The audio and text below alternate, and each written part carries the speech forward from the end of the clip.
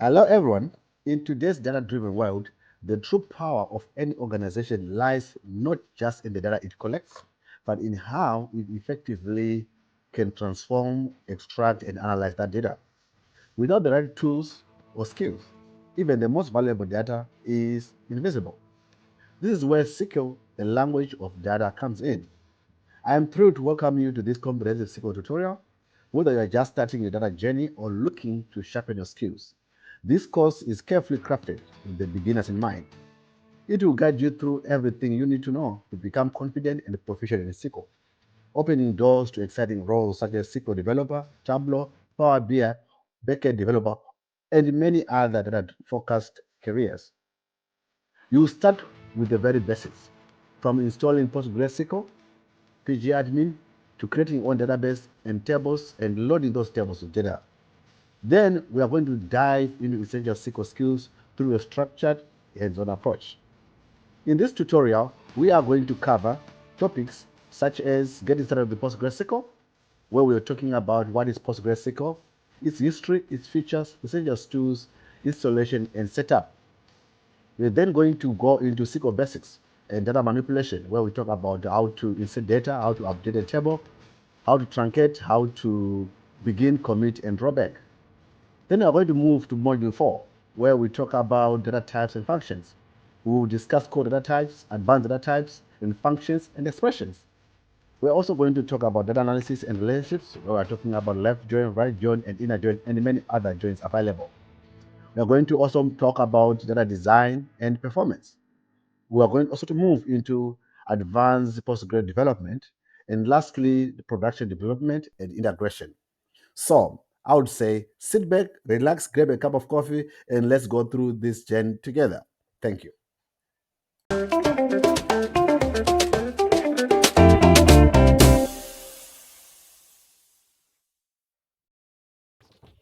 Hello, everyone. Welcome to this section of the tutorial where we give you the tools that you need to successfully complete this tutorial. So we are going to do three things. One, we are going to install PostgreSQL. Secondly, we are going to install a PostgreSQL interpreter, which is in our case pgAdmin, and we are going to create our first database and table. We are going to use that database to for the entire exercise to query data to put it out of it.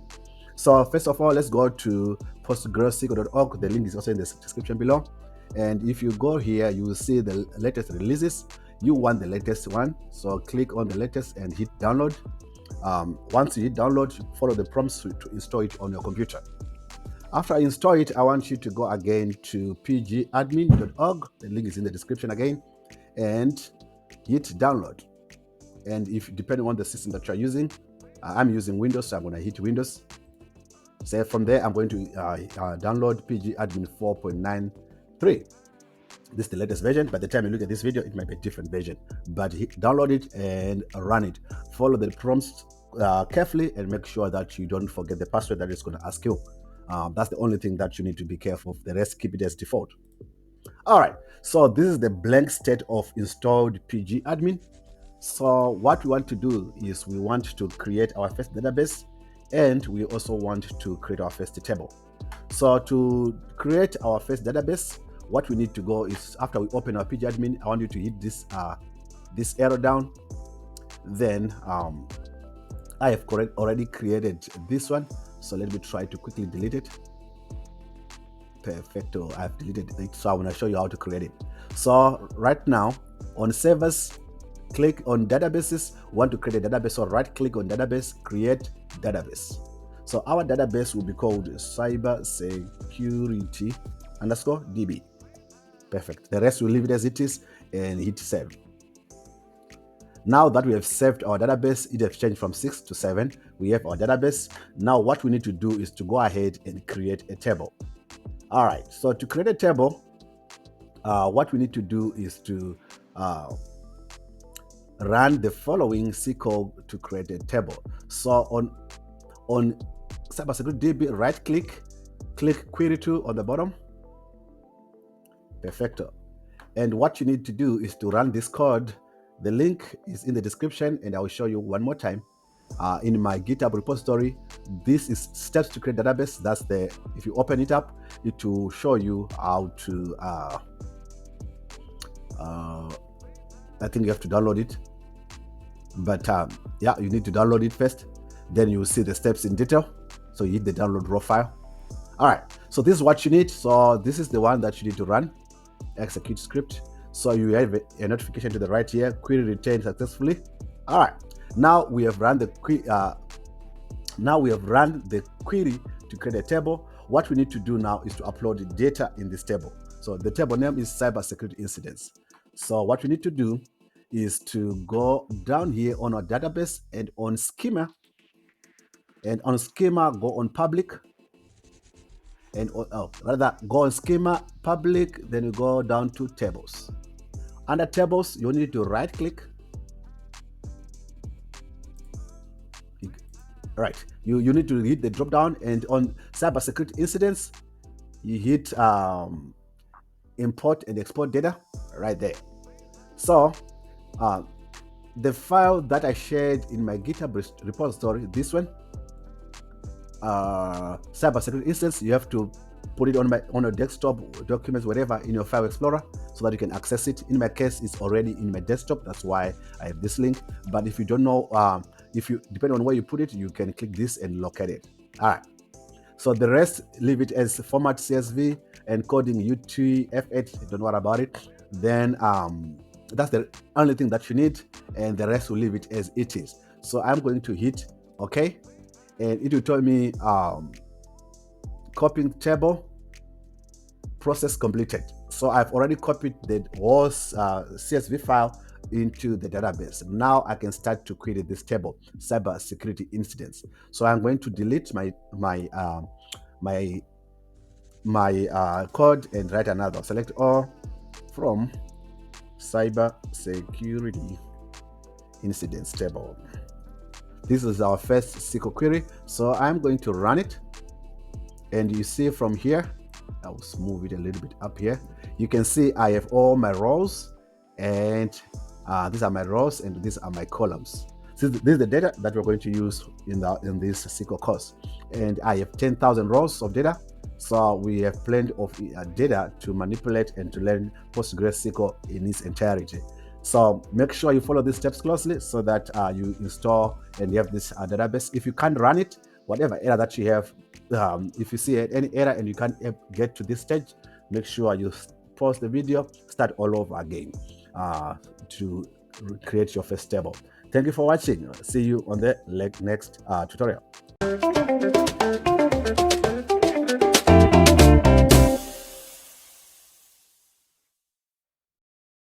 Hello everyone, welcome to this section of the tutorial where we talk about SQL basics in PostgreSQL.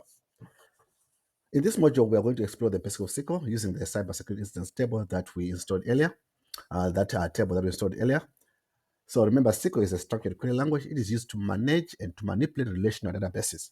So in this tutorial, we are going to learn how to retrieve, to filter, to sort, and to manipulate data from that table. All right.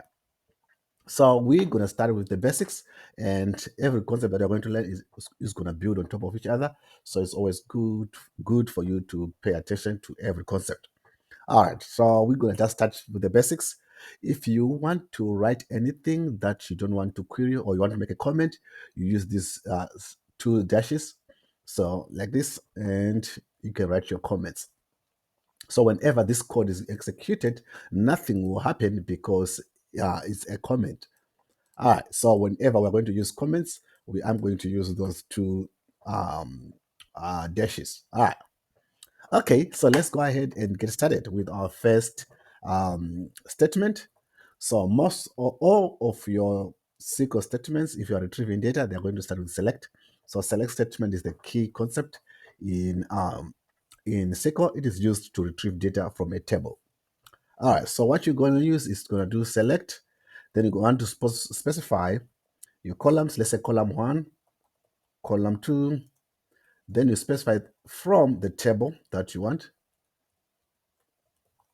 Table name. Then you can use this colon, or you may not use it depending on what you want. So this is the standard where you capitalize the key statement and the table, and also the keyword from here. And you can see, depending on what your SQL editor you're using. I'm using pgAdmin, so it assigns different colors to the keywords and also to the columns. So those colors are telling you that they are recognized by SQL to mean something. All right. So we have this select column 1, column 2 from table name. You can use semicolons. So I'll comment this one out. Actually, I'll do it this way. Then I'll do select statement. Perfect. Then I will comment this one out. So for our example, we're going to go on cybersecurity instance. I'm already here. So you go on query 2. So I'm already on query 2. So I'm right here.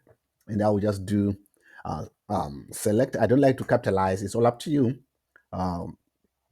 if you want to capitalize. But it gives you the same results. So our table is called cyber security incidents. So you can do semicolon. I'm going to run this line. You can just run it like this. Now I want you to notice what's going to happen. I have got 10,000 rows, and if you don't have 10,000 rows, you have to redo it because something's wrong. If you follow the instructions correctly, you should be able to retrieve 10,000 rows. All right. So now you can see I have incident ID, date reported, organization, industry, country, attack type, severity, records affected, financial impact USD, response status. These are my columns and these are my rows all the way up to 10,000.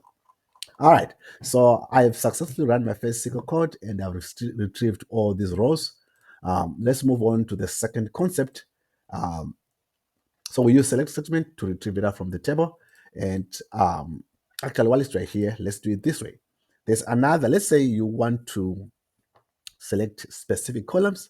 So instead of every column, where some of the tables, they're pretty large, you don't need to retrieve all the rows all the columns in that table. You might want to reduce the columns. So I can say incident ID, and I want to also take date reported, and lastly, severity. All right, so when I run this, I will return only these 3 columns: incident ID, date reported, and severity. Perfect. So you can see you can limit the number of columns that you want to show. All right. So that is that on the select statement. Let's also explain the issue of filtering. So I would say filtering with where clause. All right. So the structure here is you want to select, let's say, whatever column that you want, column 1 from table, the table name that you want. Then you specify the condition, and of course your semicolon. So when I also do the where clause, I prefer to put on the certain line. So we select the column or everything, then we specify the condition. All right, so I'm going to comment this one out, and let's apply it in our table. So select, let's say, for now, let me pull everything. Select all from security incidents where severity is equals to, you specify, let's say, critical. So when I run this one, it's going to only return all the rows where severity is critical. So no matter how deep you scroll, it's going to return critical, critical, critical. And now that we are here, you can also add and say and attack type is equals to, let's say, malware. And I'm going to run this. So it will turn malware and critical. Attack type is equals to malware, severity is equals to critical. And you can keep on stack your filters. Response status is equals to resolved. I'm gonna run it, and still it's gonna return what you want. All right, so you can keep on stacking as much as you want. Now we have got 15 rows. And let's say you want to say country is equals to China. Let's say if we return anything.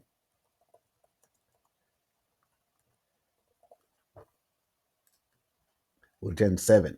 Country equals to China, attack type equals to malware, critical equals to severity, and response status equals to resolved. So we are filtering the data to wherever level of detail that I want. Perfect. So this applies to strings. So you can see I use this these quotation marks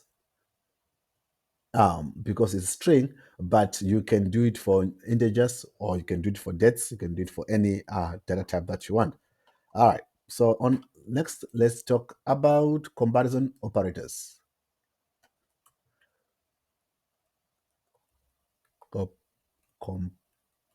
Comparison operators. All right. So on comparison operators, we have equal to, which is just an equal sign. We have not equal to, which is or sometimes you can use it as this one and this one is the same. It refers to not equal to.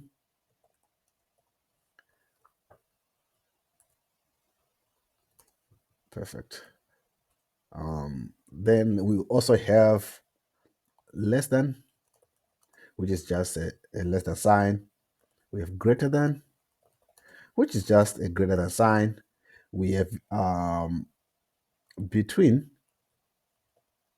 which is basically a range. We're going to give an example on this one. So we want to see these ones in action. Let's go ahead and start to query our data. All right, so first of all, let's see our table one more time.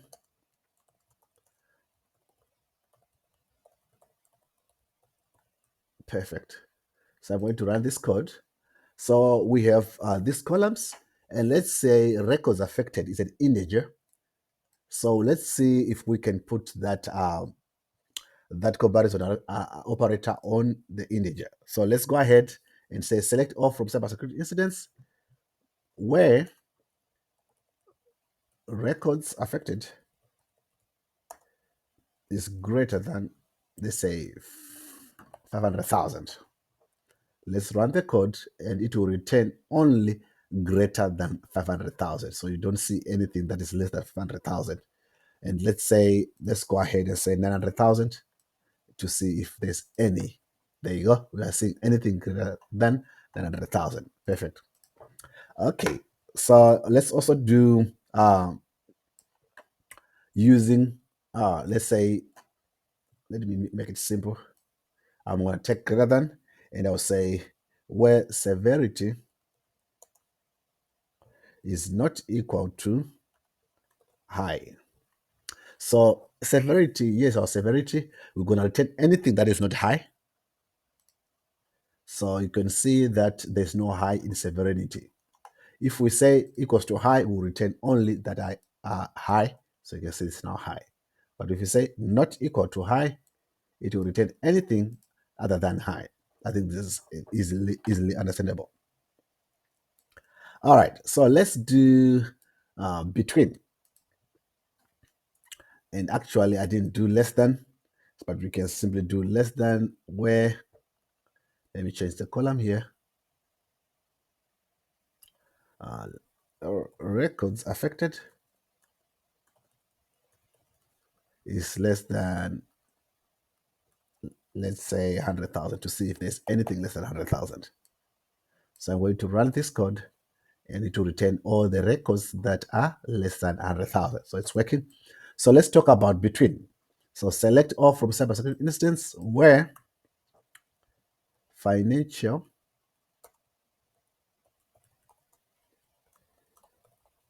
impact in US dollars, USD,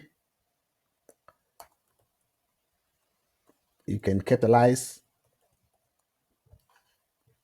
So let's say between 100,000 and 500,000. Now this is an integer. This is a numeric number. So I just put it as it is between 100 and 500,000. So I'm going to run this code and it will return all the records which is 1,000 records here that are between the condition of 100,000 and 500,000 on financial impact USD. All right. And for exercise, I want you to write using the same, if you have followed the lesson exercise, I want you to write a query to find instance where records affected is less than 5,000 and severity is not low. All right. So pause and take a step on this one, then come back to see the answer. So the answer is we want to select all from cyber. Let me do it this way.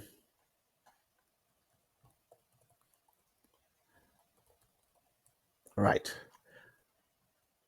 Where records affected is less than 500,000. All right. So where records affected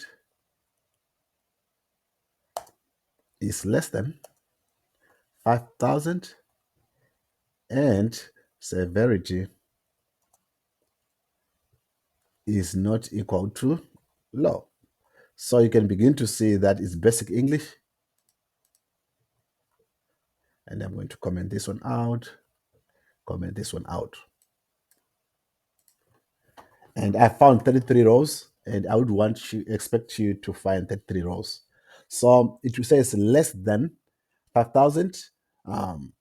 It can also say less than or equal to 5,000. So you have to be careful when you specify, when you are working on your SQL code, what the question is asking you to do. All right, let's continue on filtering using the where clause. Actually, let's move on from the where clause. Let's do something called sorting. So we're going to do sorting results with order by. Perfect. All right. So we're going to select everything from our table. Perfect. And now, actually, before I even do this, let me give you the structure. So the structure here is you select, let's say, column 1 from your table name. Then you order by.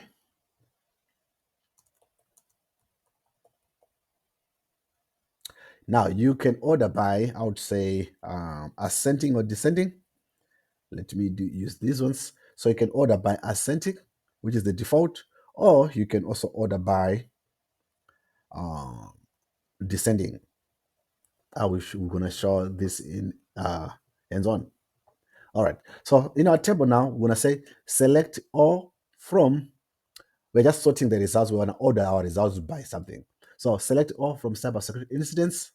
Then we do order by, let's say, date reported. And now you can specify how you want them to be ordered. So we said you can do ascending or descending. So let's just say, let's go ahead and say just order by date reported and run this one. All right, so look at date reported. It starts from 1/1/2015 and is going on an ascending order to, it's quite a long table, but you can see it's going now on 110, 10 to 14. It's now on 11, 13. So it's going ascending order. It's going ascending order.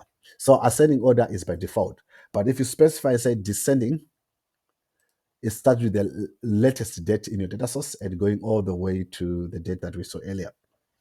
Perfect. So remember, if you do order by without specifying descending or ascending, even if you want to do, you can still say ascending here. And when I run this one, it can do ascending still. You don't need to specify it, but you can still specify it. All right. Let's go ahead and do another example. You can say select, I'll do organization and financial impact used. Select organization, then financial impact USD. From my table, cybersecurity incidents. Then now we can go and say order by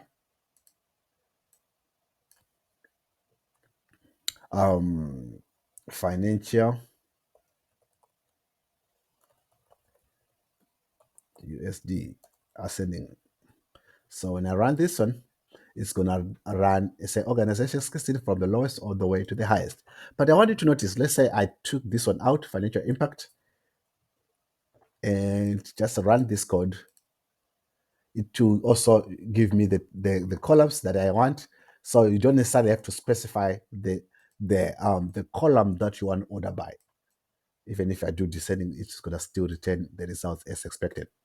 So you don't necessarily have to specify the column here for you to call it here. But yeah, with these other exceptions, we'll come to that. All right. So for your exercise, I want you to list all incidents sorted by records affected in descending order. So here's a hint. You want to list all instances. So select all from our cybersecurity incidents table. Order by records affected, descending order. So you can type it out, or simply I can do this select all from cybersecurity. That's perfect. We said order by records affected, then descending order. So this is the solution. Perfecto. All right, I've returned 1,000 rows of 10,000, so make sure you return the same answers. All right, let's go to the next concept to learn aliases. So using AS. All right, so let's say here's the structure. Select column name, then as write your alias that you want, then specify the table name that you want. So this is the structure.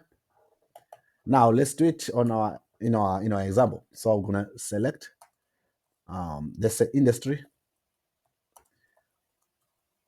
and as you can say as market from cyber security incidents. Perfect. So I want you to see what's going to happen here. So this column was written industry prior, now it has been changed to market. So if I do comment this one out and just do select all from this table, cybersecurity instance. So I'm going to copy this one. Perfect. And when I run this one, so industry. So when I say as, it is going to change the column name for industry to market. So I'll keep everything and just run this one only. Industries goes to market. Perfect. All right. So for exercise, I want you to retrieve everything from cybersecurity instance and change organization and also industry. For organization, rename it to org or org, and also for industry, I want to rename it to sector. So here is the full exercise, and I want you to go ahead and do that.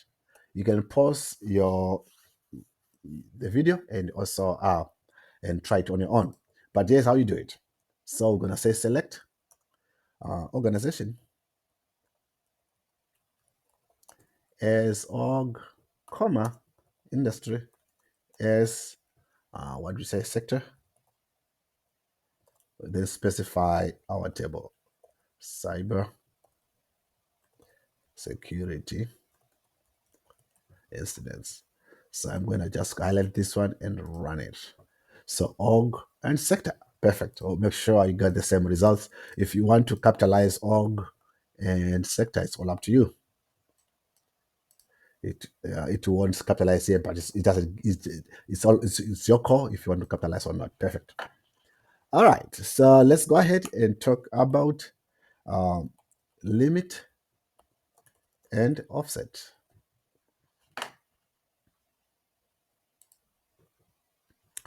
All right, so let's talk about limit and offset. Perfect. So limit restricts the number of rows returned. Offset keeps the specified number of rows. All right. So our structure here is you select, let's say all from table name, then you limit the number that you want and offset whatever rows that you want. So in our case, let's do it this way and just say select all from our table, which is cybersecurity instance.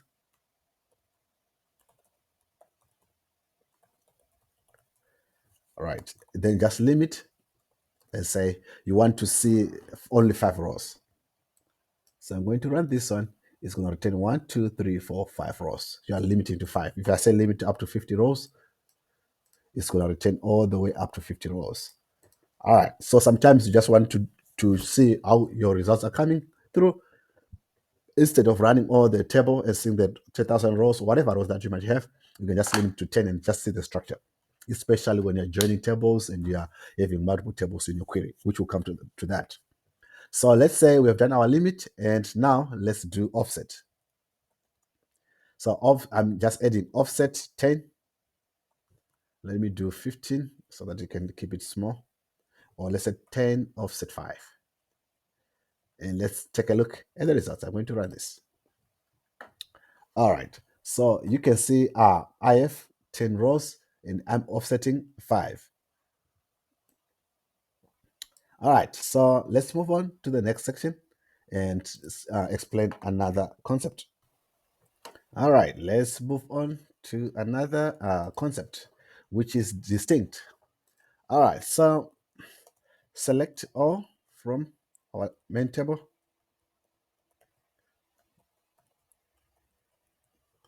So when I select all, when I run it, perfect.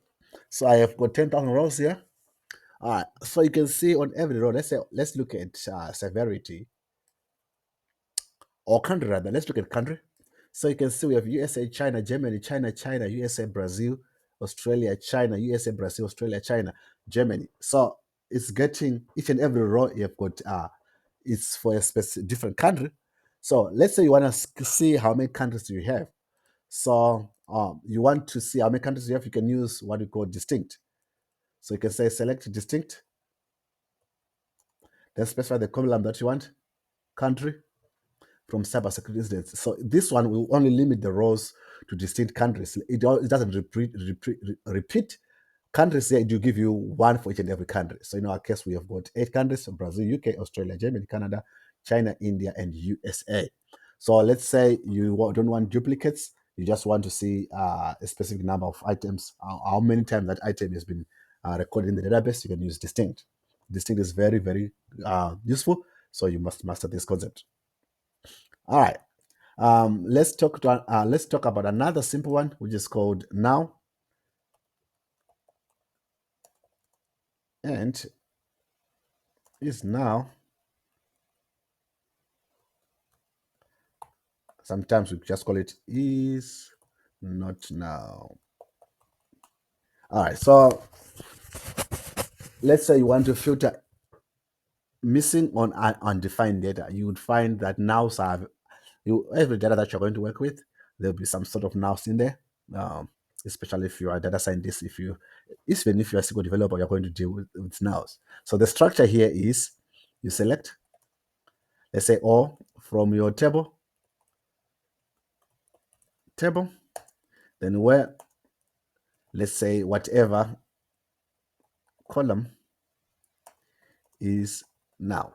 That's it. So we're gonna just go ahead and use it in the real world. So in our case, we just want to select all from. Remember, you can capitalize or not capitalize. So we're not gonna waste time explaining this. Then where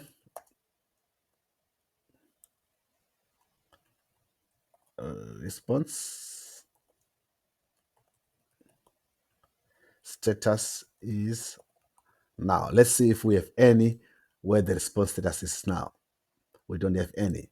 So if we just do this and just run this code, you can see that there is no on response status. We have response status. We don't have anything that is now here. But if there was a now here and empty data here, we could have returned those empty data points. So let's say if there's anything that is now, attack type is now, in our case, our data is completely filled, so it doesn't really give you a good hands-on on that one. But what I'll do is I'll create additional rows or additional table. Then I'll come and explain all this when we do our final project together and explain all this concept in concept. All right, so let's do some basic arithmetics.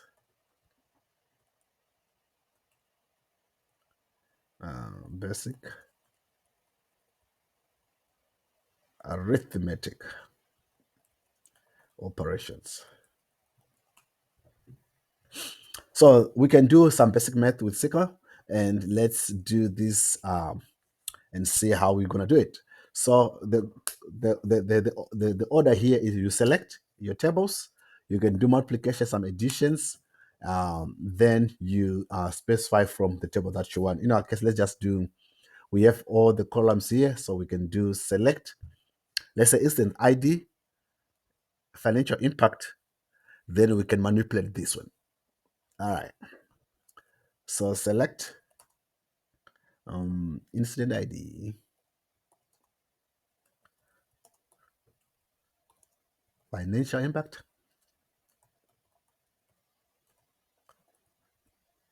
then we can say multiply by, let's say 1.1, is you can specify adjusted impact, you specify your table, cyber security incidents, perfect. So so let's say this was 18,000. I can actually move back a little and just do this.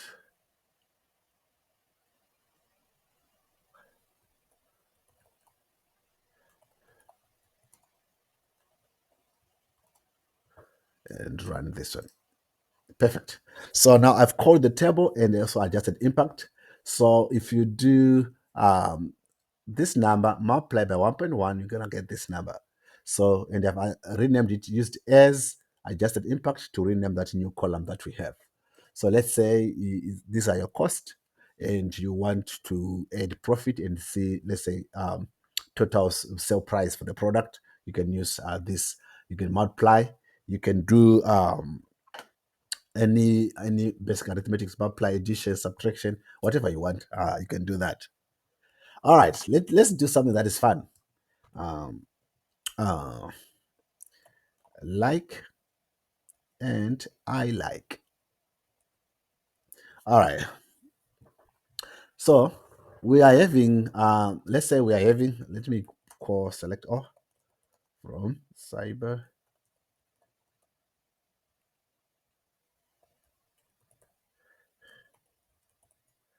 All right, let's check out all the columns. So let's say we have this text, text, text, text, and text. So we use I like or I like when we are filtering on partial string matches. So to do that, let's say we want to see something with want to see something that contains, let's say, TIG, so in response status, or MED in severity, any part of the string that you want. So let's say let's go ahead and say organization like it's a string, remember? So you do A and you use this percentage sign. If you're doing Python, we can call it node, but it's a percentage sign. So when I run this, it says anything that starts with an A and anything after A. So when I do that, we have nothing that starts with an A. But let's say, let's do organization. Let me just run this one and see. Organization, where's organization? Actually, let me use a different example so that you can see this. Let's say country. Country like C. So C, China, Canada. Let's say if we had any other country like Cambodia, it will pop up. But only that we have got two countries that start with C in our data set. So that's why you have this China and Canada only. So on, let's say, attack type,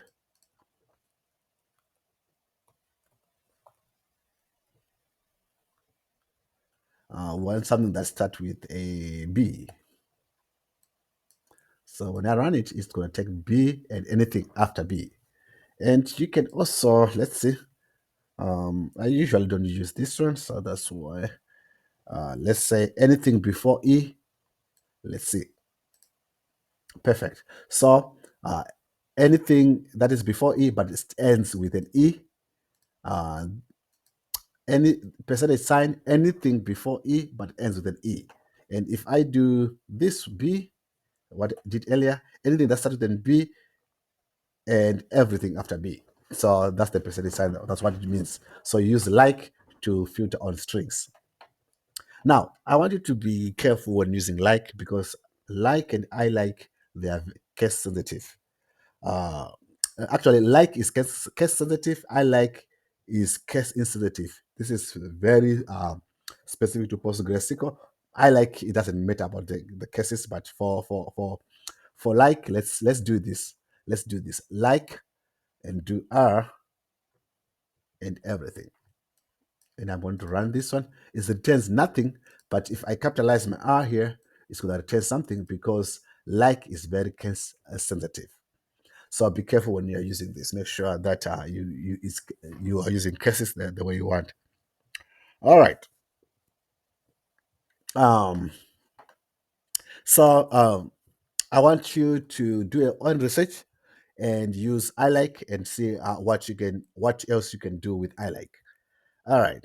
Another very useful concept is is very, we call it the in operator. It's very useful. Even if you're a beginner, you're gonna use it when you want to filter multiple values without using the OR. All right. Actually, the OR, I haven't really explained it. I'll come to that later, or actually after this. So let's say you wanna do select or from our table. Perfect. Where country, actually, let me push this one. Country in, now we're going to use our brackets. Then we can say USA is a string. So whenever we're dealing with string, USA, comma, Canada.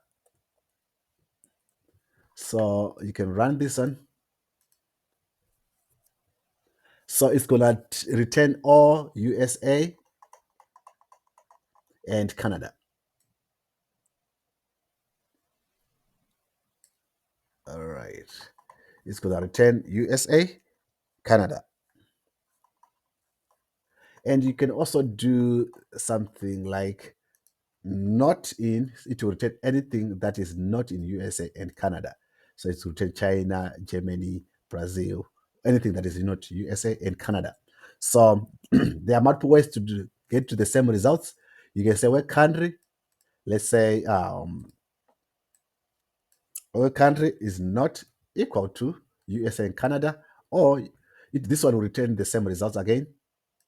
Or, okay, it just want me to say, let's see. Okay, and country not equal to, let's see if I get this one right. Perfect. Yeah. So you can get the same results using this not in operator. Or you can specify and just say not in. This is kind of a long way to do it. So actually I need to put this one in. Yeah. So there's a shorter hand to write this and a longer version of it. Depending on what you're comfortable with, it will return the same results. So that's the in operator for you. There's also another one. You can say also, let me backtrack a little and say country is equals to USA or country is equals to Canada. So it will return the same results again. All right, so that's the OR operator for you. Let's do cast. Now cast, let's say,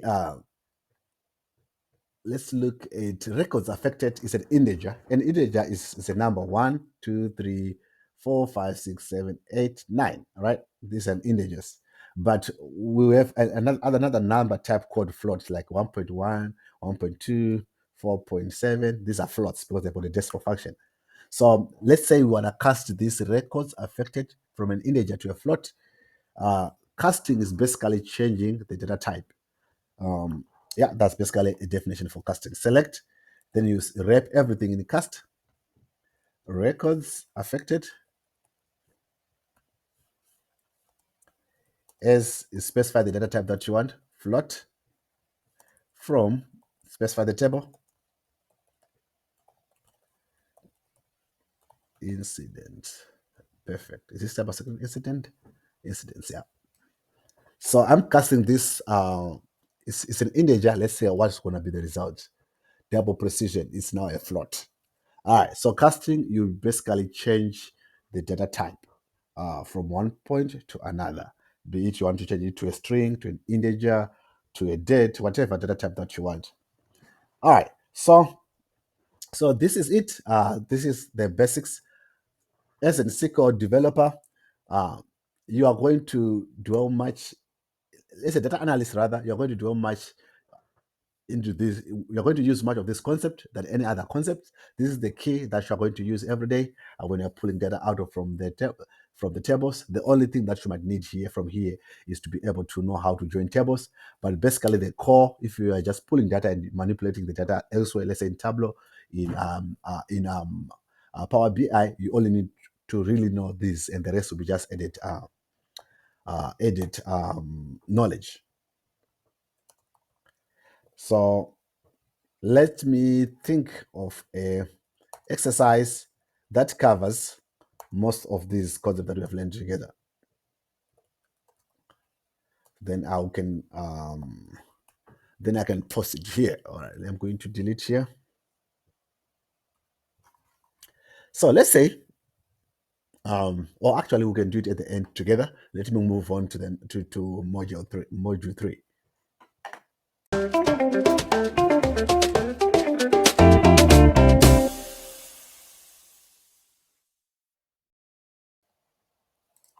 Hello everyone, welcome to module 3, data manipulation, working with data in PostgreSQL. In this module, we are going to focus on DML language commands, or data manipulation language commands, used to insert, to update, to delete, and to manage data within a table. So far, we have been using cybersecurity instance table. Now we are going to create a smaller yet similar table that we will use to demonstrate this module. So let's go ahead in pgAdmin, and what I want you to do is I want you to go on your database. So our database, cybersecurity DB. Remember, our table was cybersecurity incident. So we want to create a new table, cybersecurity alerts. So I am going to just delete this table. All right, so we now have one table. So what I want you to do is to go on cybersecurity DB, then open query tool.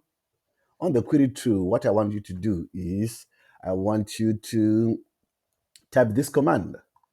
So create create table cyber alerts.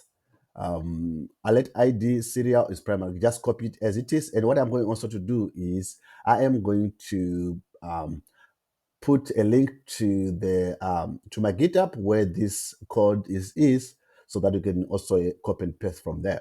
But after you do this, I want you to run this query, and it has query returned successfully.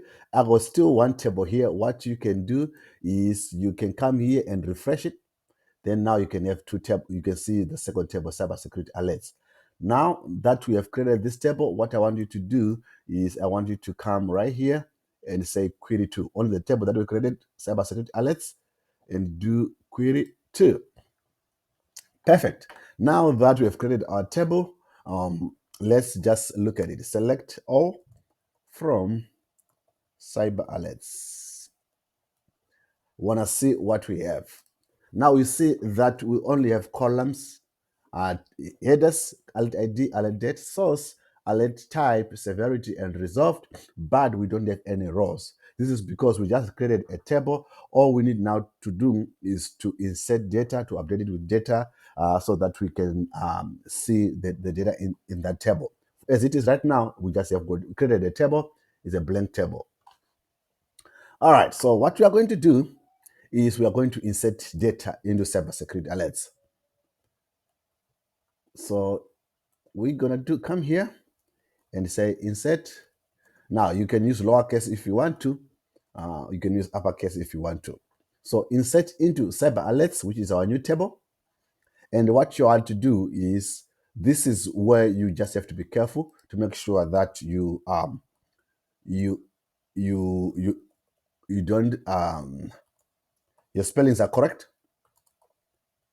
because if you do wrong spellings, it will flag it, because there won't be that column in that table. Resolved. So right, then our values. So our values now, now we are updating this with data. So what you want to do here is, so insert into cybersecurity alerts, we want to do alert date, we want to do source, we want to do alert type, severity, and resolved. All right. So what we're going to do now is we're going to put our brackets. Then what we want to do for alert date, let's just say 2025 05, any date that you want, but just follow along and use the dates that I'm using. So for source, we want to do firewall. And for alert type, if these are strings, I want to do malware. High. Typically, for resolved, this is a Boolean, so I'm going to do just false. Typically, you do not manually update data like this, but for this tutorial, I'm going to show you how it's done. In an organization, because there's a lot of errors, you are not the one who prepares the data. There will be people who are going to do that for you, and you are going to just update it into in the database. So antivirus, phishing, you can see it's just the same medium format as the one on top. Then we can say true, separated by a comma. Let's do another one. It's a date. So let's say 2025 05 03. Then we're going to do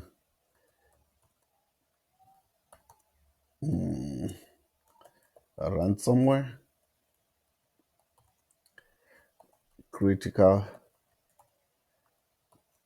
and I'll just keep it on false here. Let's do another one. 2025 05 and 04. But depending on your role, sometimes you might need to do this just to create your own data so that you can use it for whatever you want to use it for. Especially if you're a full-time SQL developer, or let's say Tableau developer, or let's do a DOS attack here. No, let's do true. For let's do one more. 2025 05 05. For this one, I want to call it endpoint. Now, what I'm going to do for you is I'm going to upload this file, and you're going to just follow along, or you can type in as I'm saying, just follow along. You might not need to go into my GitHub to get the file. Medium. Then on this one, false. Perfect. Then, all right. So I elect 1, 2, 3, 4, 5. 1, 2, 3, 4, 5. This looks good for me. I'm going to run it. Query returned successfully. Perfect. So I'm going to delete this one and now query this table to see what I got if the table is updated with this file. Cyber alerts. Select all from cyber alerts. Perfect. Now this is the data that we have entered, and we've entered 5 rows. We have alert ID, alert date, source, alert type, severity, and resolved. Now this is how you insert data. There's also another way that I showed you when we did insert data into cybersecurity incidents, where we just put data from an Excel file. But this is how you manually do it. All right. So we have inserted few samples. The basic syntax here is what you do is you type insert into, then your table name, then the columns that you want, you specify, let's say column 1, then column 2. Then you write your values, your value 1,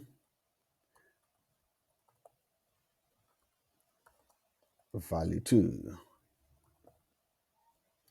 All right. So that's basically how you insert your data into a table. Now for your exercise, I want you to add another row here of data, following this format and the way we did it.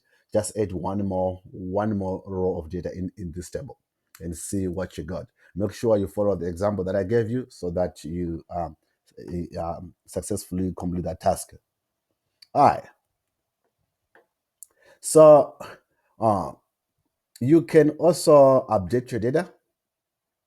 You can also update your data in this table. So what you do is when you want to update your data, here's the format.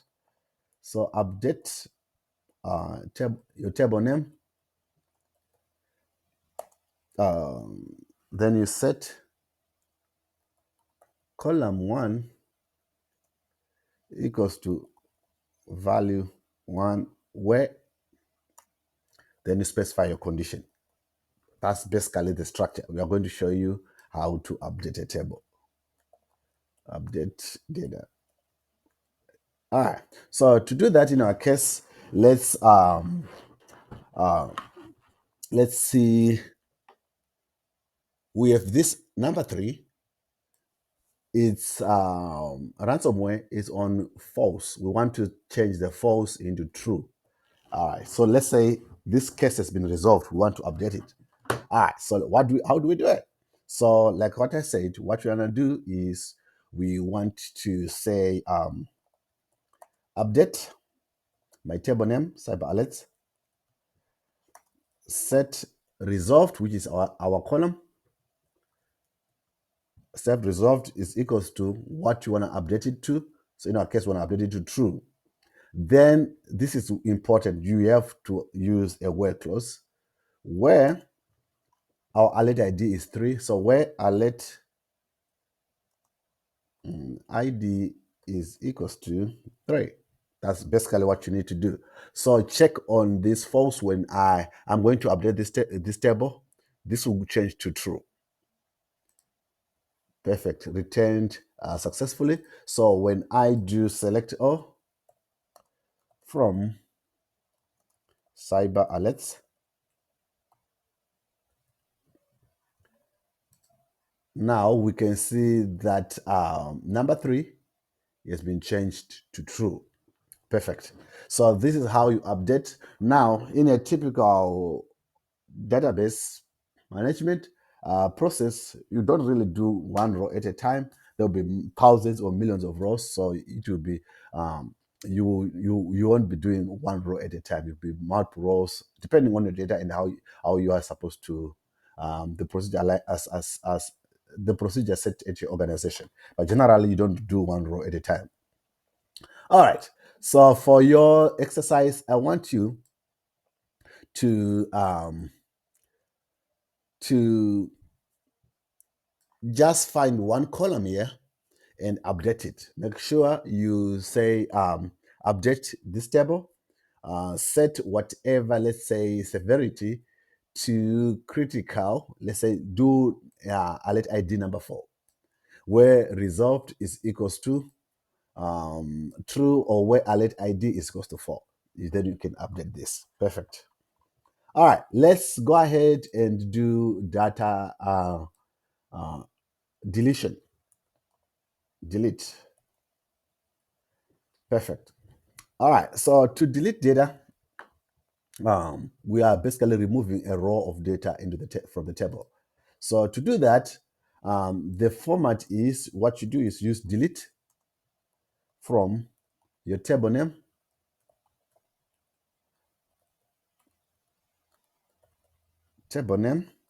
where you specify your condition. Always, if you don't say where it will delete to the whole table, so you always need to specify your condition. Perfect. All right, so in our case, let's say let's delete everything where resolved is equals to true. Let's see. So we're gonna say delete from cyber alerts where resolved is equals to true. Perfecto. Let me comment this one out.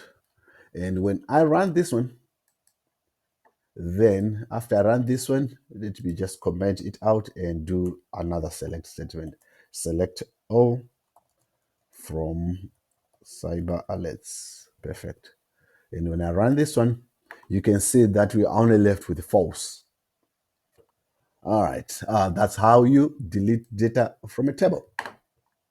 All right, let's talk about truncating.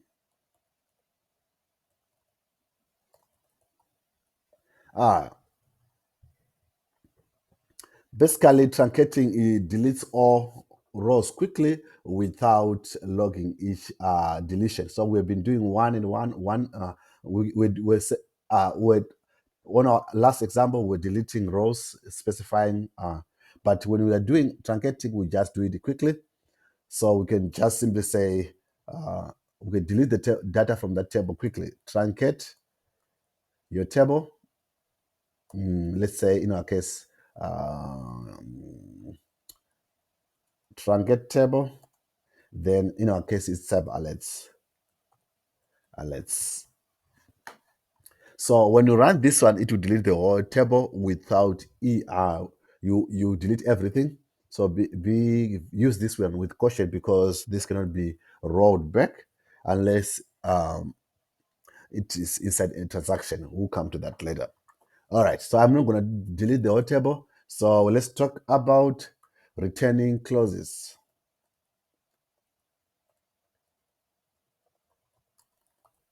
Returning clause. Perfecto. So return clause returns values from affected rows after either we have inserted, we update, or we delete. It's kind of like a back in your in any software. It kind of returns back to the previous state. All right. So let's say I'm gonna just do something quick here. Let's say we are going to insert data, alert, date source, alert type, severity, resolved values. Then I'm going to run this one. Perfect. Then what we are going to do is we are going to select all from my table, cyber alerts. Let's see what happened here. I'm going to just delete this one and run this one. All right, there's your keylogger that we have inserted. Right. So we have updated the table with alert ID number 6. So what we want to do now is we want to see how returning clause operates. So when I update this one and say update cyber select resolve equals true, where alert ID is equals to, in our case, my alert ID is 6 here. All right, return alert ID and resolved. Perfect. Resolved is now set to true. Okay. Then if I do select O from cyber alerts, all right, now you can see that my keylogger has now been set to true, and I have I have kind of returned the values affected rows using that. All right. The last concept that we want to talk about is concepts that are called transactions. We begin, commit, rollback. Uh, These kind of group multiple changes into a single unit that can be committed or rolled back. The use case, let's say you want to ensure integrity during a multi-step process. So let's say you do something like this. Let me say transactions.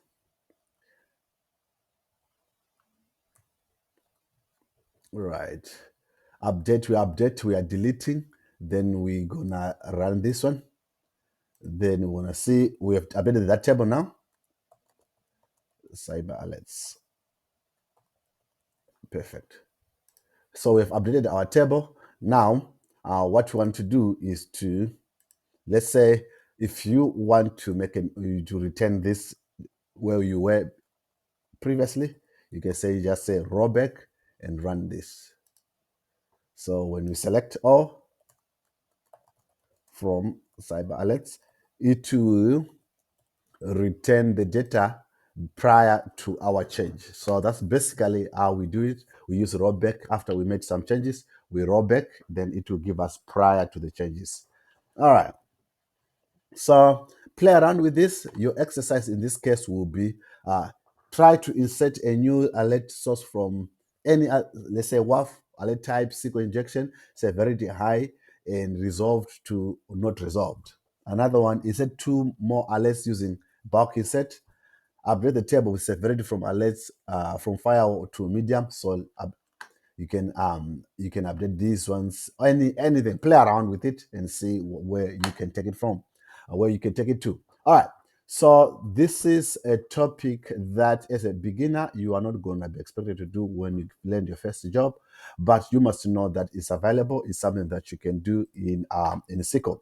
All right, we are going to move on to the next module. Thank you, and see you there.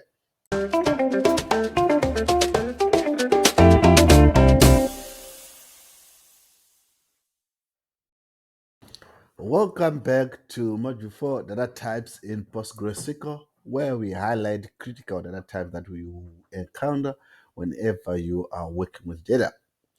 All right, in this module, I've created a simple table which are called cyber assets. You are not supposed to create this table, just for illustration purposes only. So I've inserted one row of data. In this case, this is the row of data. So in this table, I have asset ID, host name, IP address, MAC address, vulnerability score, threat level online, or there are many columns here. But if you notice, right under the column header, you have this pgUUID.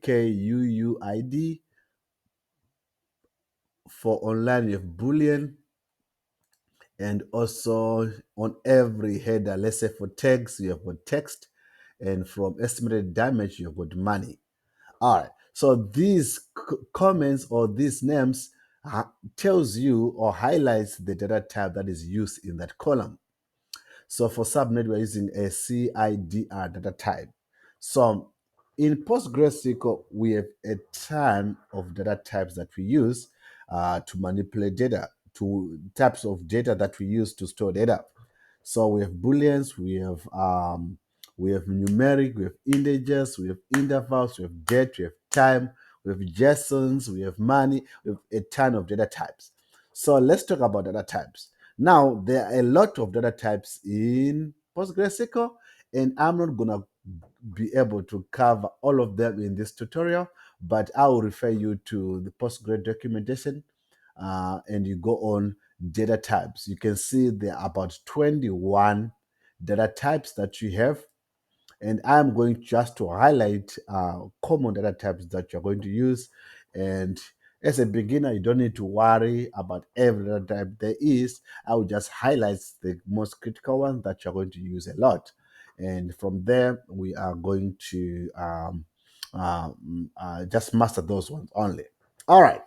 So let's start with the numeric types. Now, numeric types is divided into four. We've got integers, arbitrary precision numbers, floating point types, and serial types. Let's just look at integer types.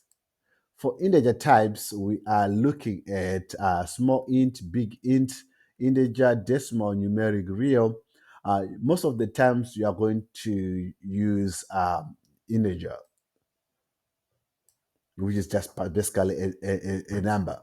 So on this documentation, it goes ahead and also explains um, the type small int and big int, blah, blah, blah, blah. It gives you the explanation that you need to see. All right.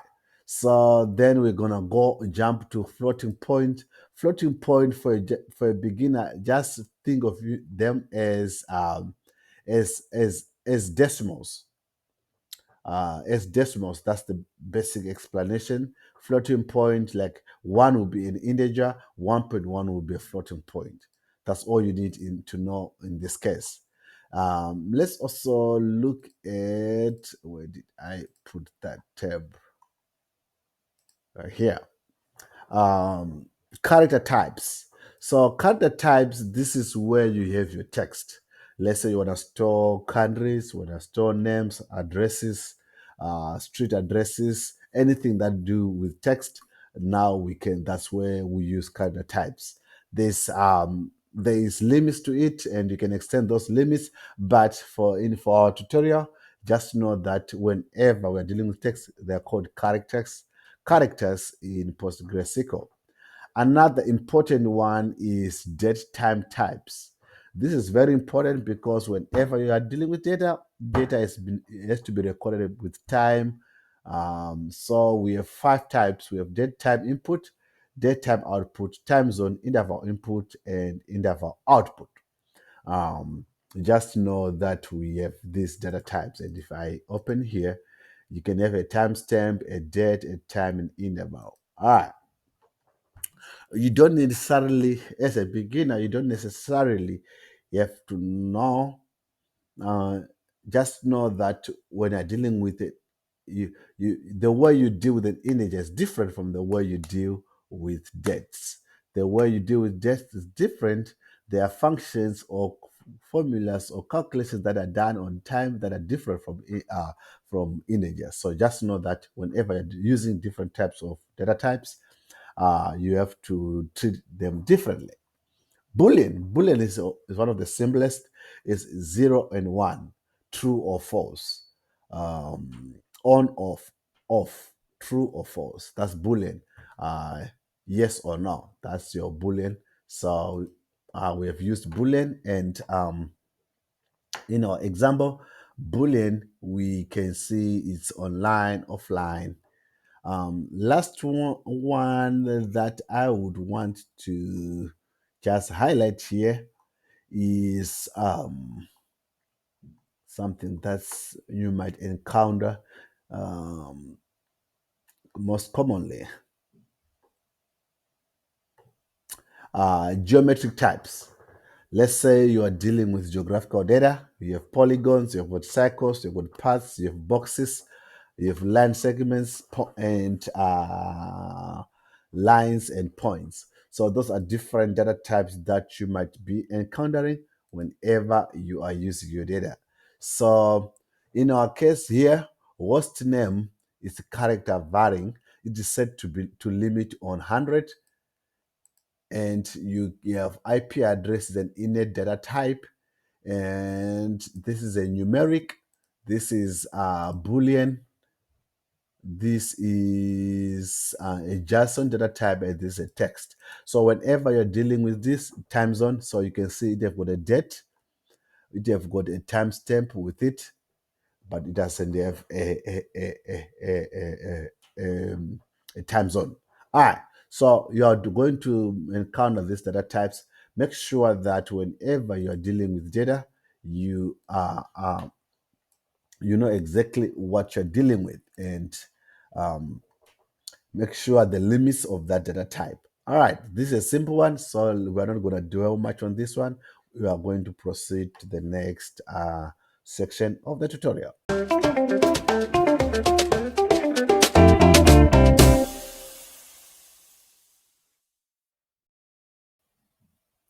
Hello everyone, welcome to module 5 where we talk about functions and expressions. This is where SQL shines, and this is beyond just viewing data from the table, but it goes to manipulate, to play around with the data the way you like it. So this is the exciting part of SQL. And let's, in this module, I'm going to look at arithmetic expressions, string functions, date functions, mathematical type, now, case, and conditional expressions.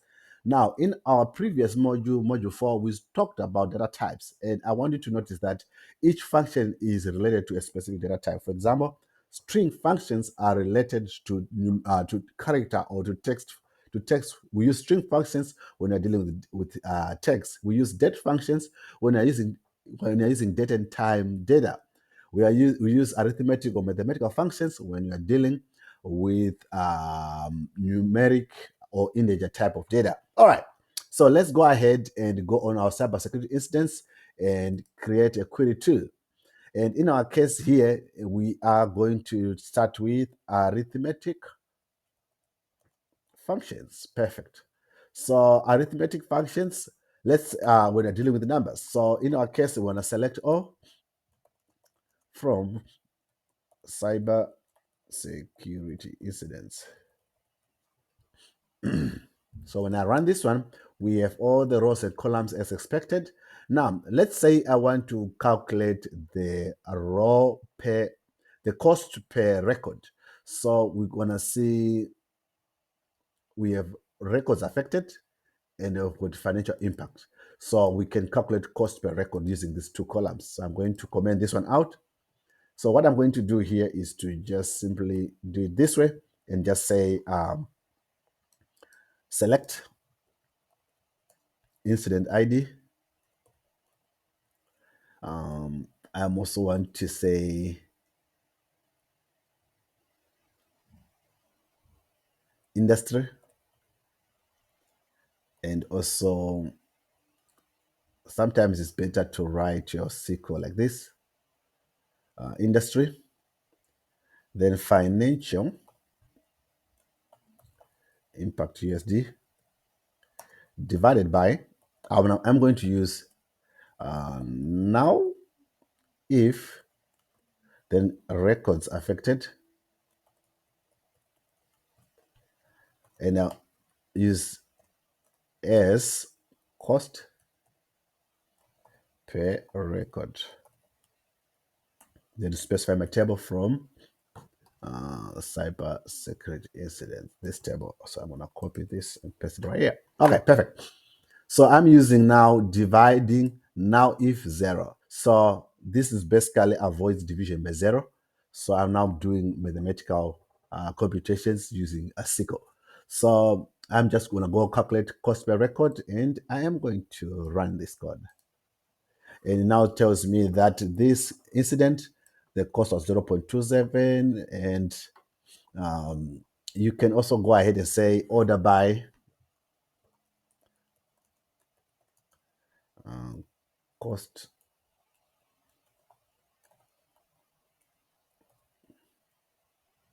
now descending or ascending. Now this is the highest, and it goes all the way to the list if you keep on scrolling down. Perfect. All right, so you can do ascending. We're now combining all the concepts that we are learning into one, 0.001. All right, so now we are beginning to make some mathematical computations. There's a lot that you can do. This is just for illustration purposes only. Let's go to string functions. Now, string is when you are dealing with the numeric, with text data. So again, we're gonna look at our table first, And we have got organization, industry, country, attack type, severity, and response status. These are our texts. So we can use different string functions. The one that I'm thinking of right now is, or let's do upper, let's do to, and lower. So if we want to use uppercase, we use upper. In Python, it will be dot upper. In Tableau, it will be just, I think it's upper against 2 in Python. In Tableau, lower, same thing with Python, with Tableau. All right. So let's use up and lower in one. So let's say select organization,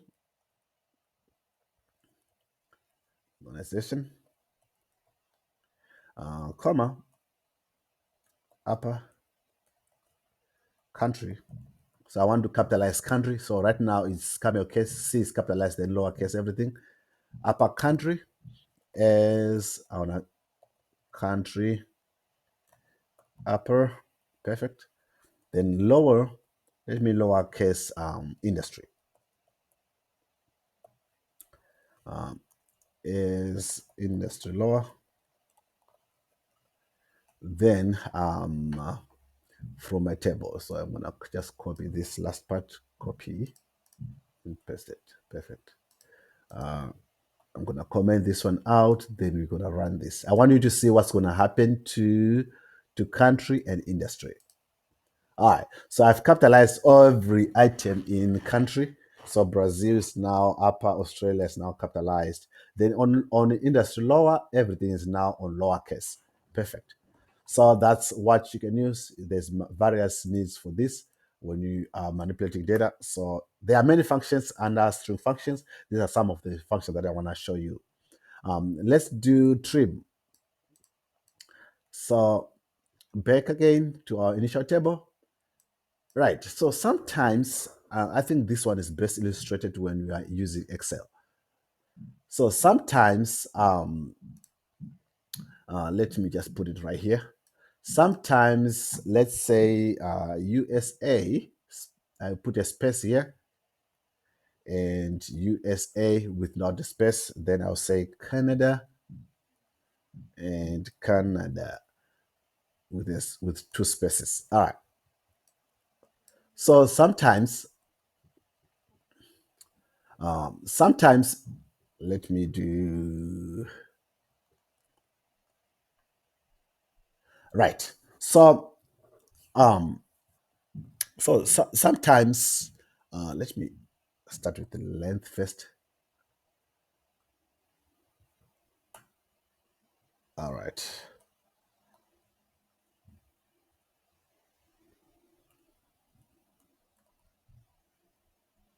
Yeah, what's going on here? Length.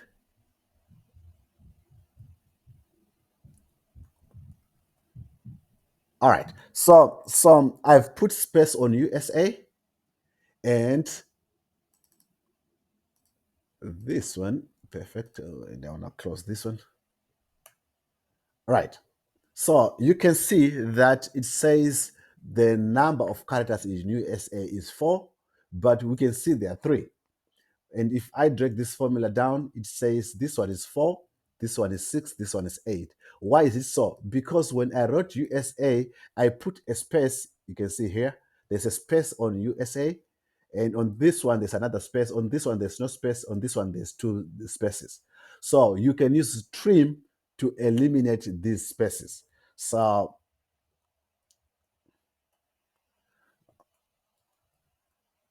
I'm gonna trim.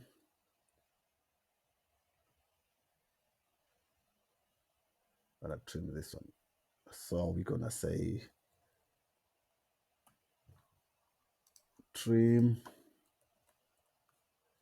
I'm gonna trim. I'm gonna trim this one. Perfect.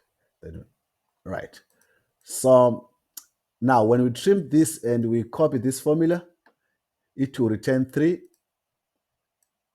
Now I've trimmed this one. So when we go do back again, what was this length?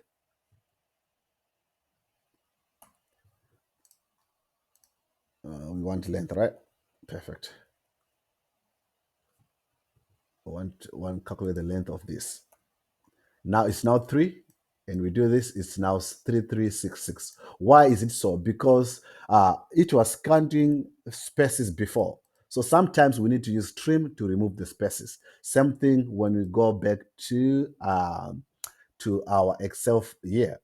So let's say there are spaces, there's a data entry error, and our data entry specialist, you have made some errors, and we want to just trim those errors. We can use trim.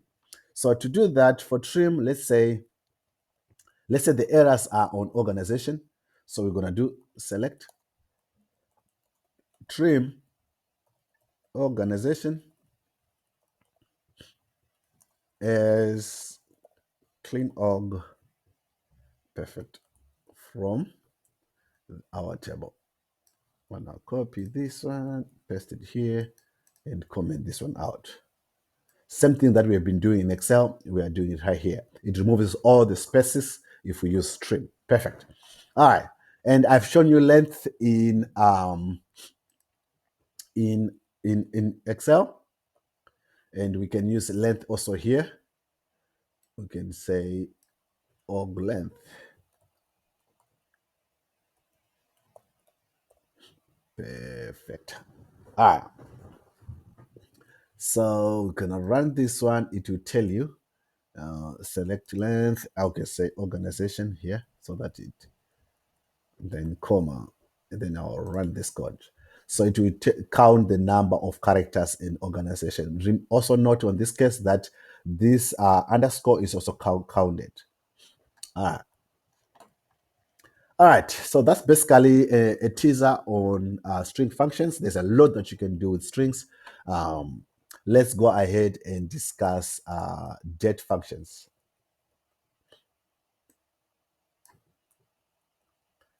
All right, I'm going to run this code. All right, so we can see we've got date reported. That's the date that we have. In our case, let me comment this one out. I want you to know that in Excel, in SQL, there is this now function. If you run it, all righty.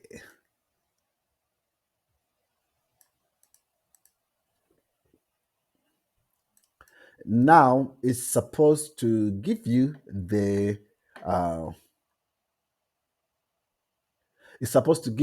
exact time for today, but I'll come back to this one. Let me see. All right, so what I want to do is, let's say I want to calculate the age and of people. I can use things like now. So let's say I want to calculate this.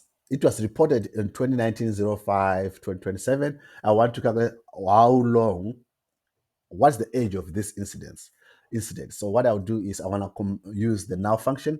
So what I do is I'll just simply do it select now first and run this one. It will tell you today is 2025 531. Perfect. All right. So what I want to do is I want to calculate the age of those incidents using now. Perfect. So what I'll do is I will just do select incident ID,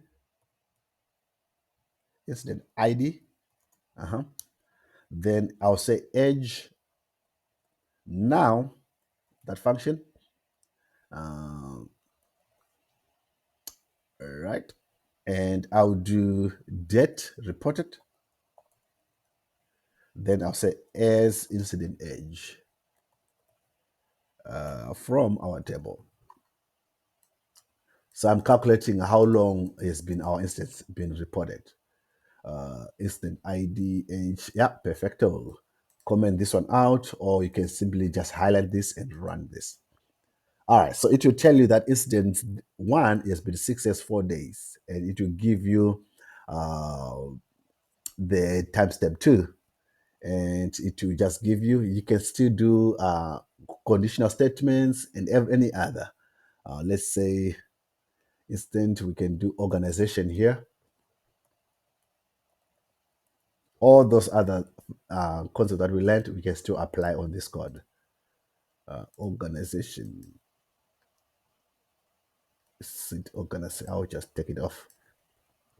Uh,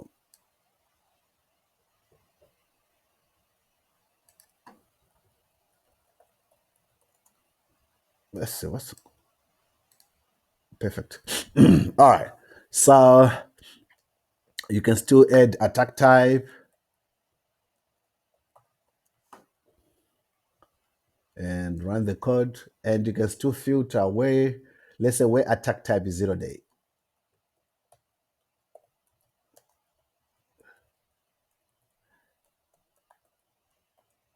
This equals to 0 day. So it will return all where attack type is 0 day, 0 day. All right. Then you can say order by incident age.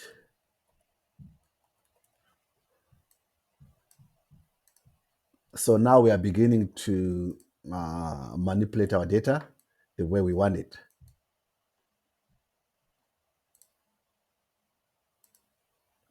So you can see the longest we have is 10 years, and it can be something, an insight that you want to highlight to your organization for action purposes, whatever you want to do with it. All right, let me talk about date trunk.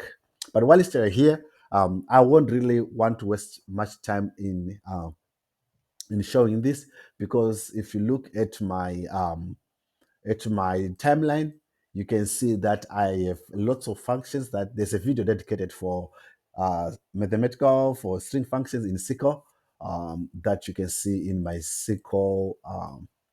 Let me try to locate it first, then I can show you. In my video playlist, there is a video that I did explaining this one in detail, all these functions in detail. Alrighty, let's go to SQL. All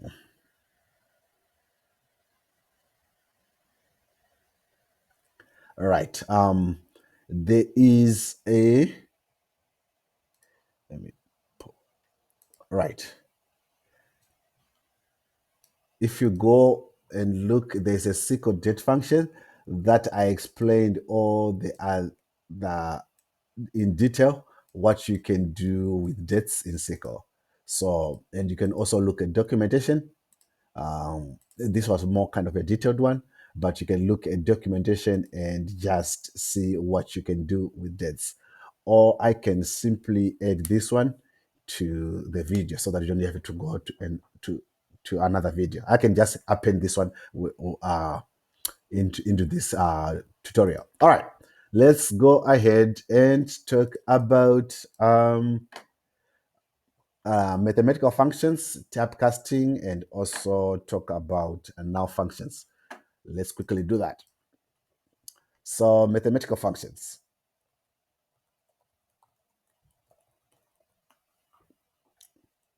All right, to do that, there is one function that quickly come to my mind, which is round. Let's say we want to round out stuff.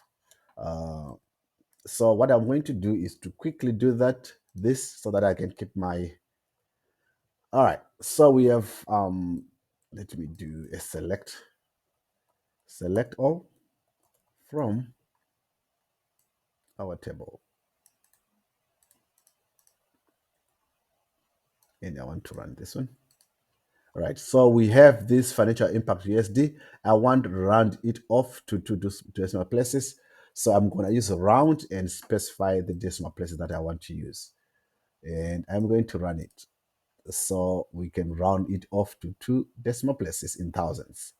All right, perfect. Let's move on to another ceiling and floor, which is a mathematical function. So now we're moving a little bit faster so that we don't make a long tutorial. All right, we're gonna use ceiling and floor. So to do that, if you see, we're gonna apply it on, I think you can guess because we would only have one column. I'm gonna apply it on the financial impact file. So select instance ID, ceiling, financial impact USD, then floor financial impact, and out assign it an alias, round down and round up.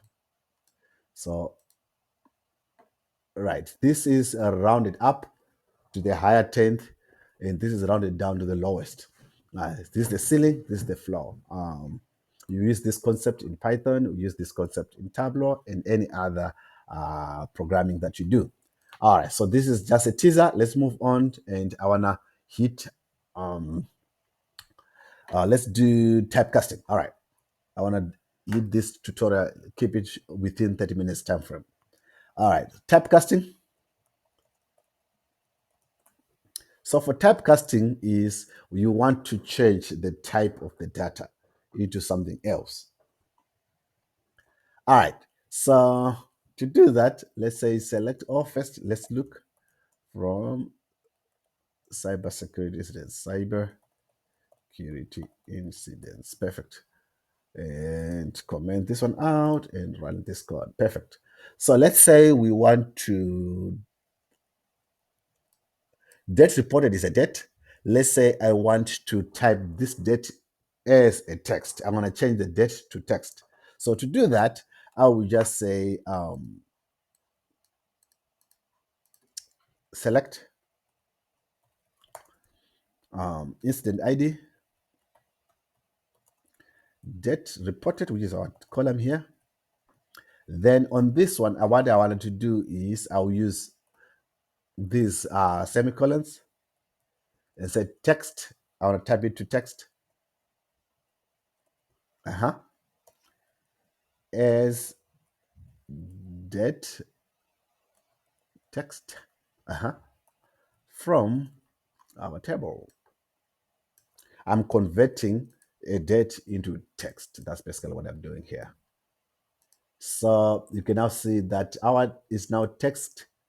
Actually, I can say date reported so that you can see it.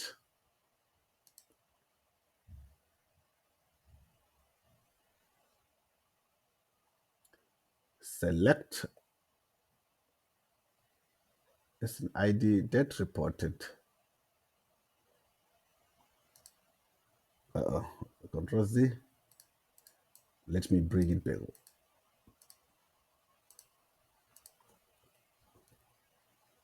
Select. Okay, perfect. And comment this one out. All right, you can see prior the date was date here, but now it's converted into text. So you can use type conversion or typecasting to put data into the format that you want. All right, now functions. Let's say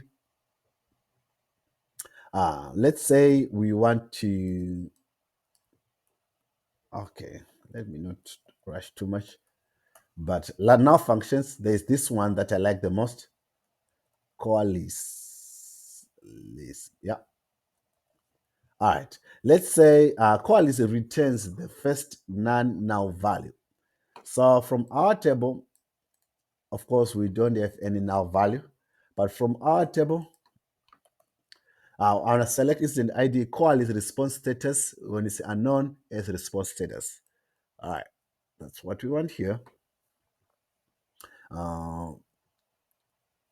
So we are pulling out our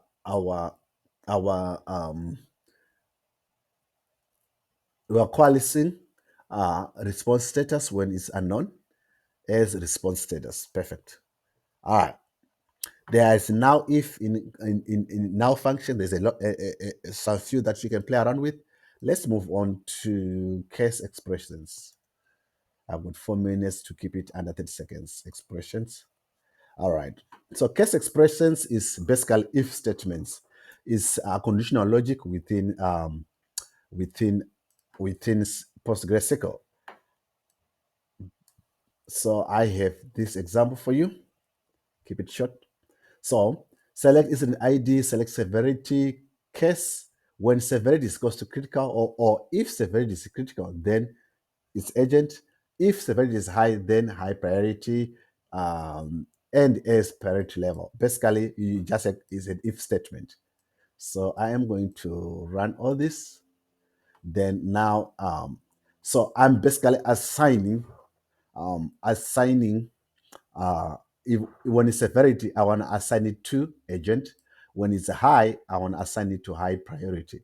When it's medium, I want to assign it to moderate. Basically, I'm assigning within severity these um, these options, medium, critical, and high.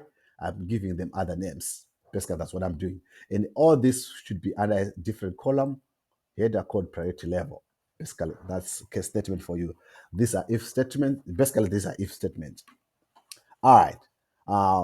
Something close to case expressions is something that we call conditional expressions.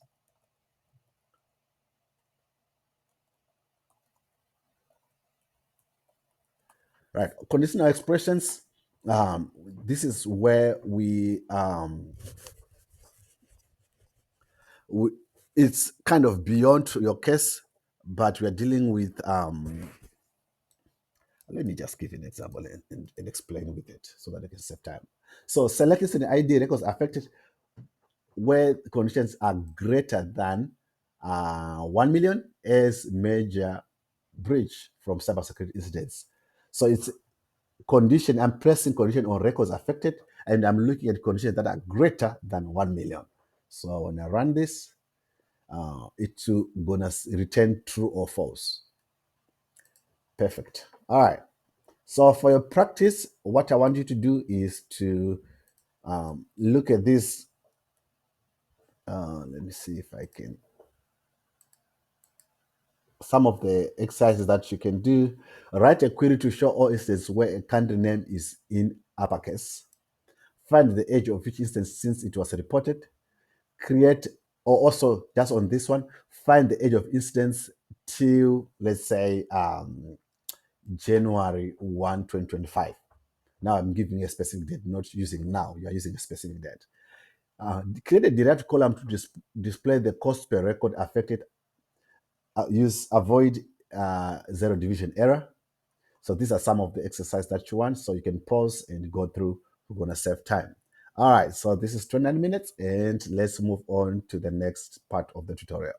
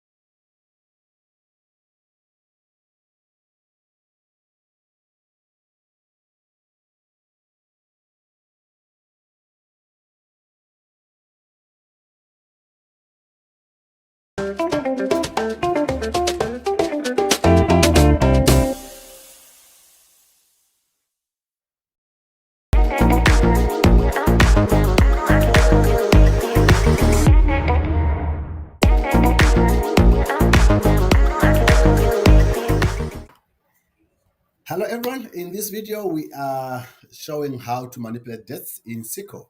So I've got two videos out there already, one to manipulate dates in Python, another one to manipulate dates in Tableau. And let's jump into SQL and see how we can do that. All right. So right now I'm using PostgreSQL, and there are multiple ways, there are many ways you can do. So you can do basic data arithmetics.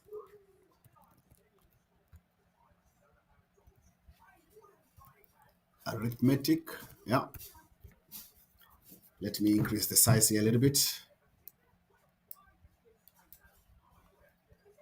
This is good. Actually, I can query. Let me do. Okay, I think this is enough. Right, let's do our basic arithmetic. So, let's say you want to add days to a specific date. So, of course, we do our select. There's this current date. You specify the interval. Let's say 5 days. So when I run this, it will add 5 days to today's date. Okay, let me comment this one out nicely. There you go. There you go. So it will add 5 days to today's date. So today's 7th, 7 plus 5 equals to 12. I'm going to comment this one out. Let's do, let's do the same thing, but now we are doing months.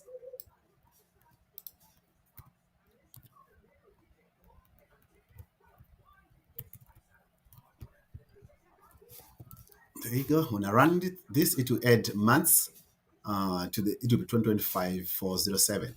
It will add 5 months to current day. Another way to do data manipulations in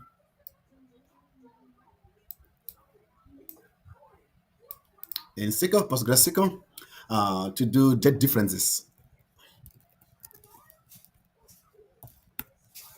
So let's say I have two dates. Let's say order date or age. I need to specify here. Let's say it's 2024 11/07. All right. And then specify the other date. Let's say 2023 random date 07. Let me just do 02 or 07 again. Looks good. And of course, my column here. So this one would tell me the difference between the two specified data that I done, and you can specify. You can also do. Let me comment this one out. Extract date paths. So let's say, of course, I'll select. We do extract. We want to extract year from current date. Current date.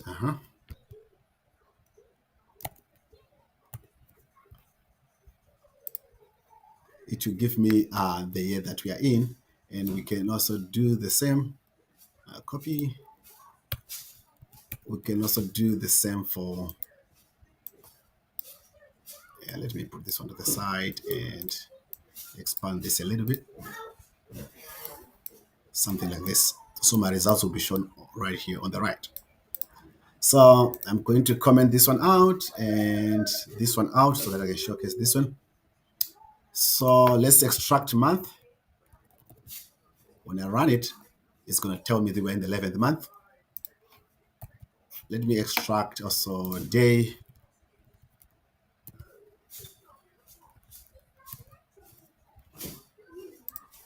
We're day number 7. Perfect. Let's do also to find the last day of the month.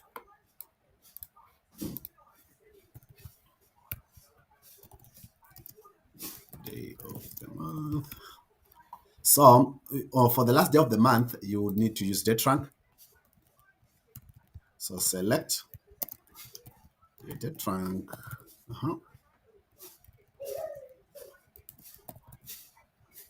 Yeah.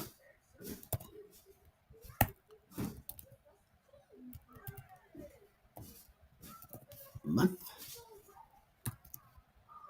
Current date.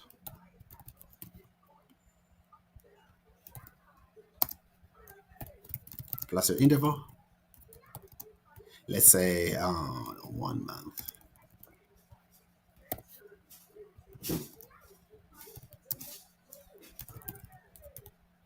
Interval.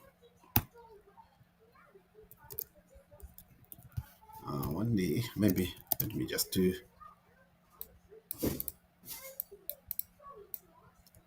some spacing here.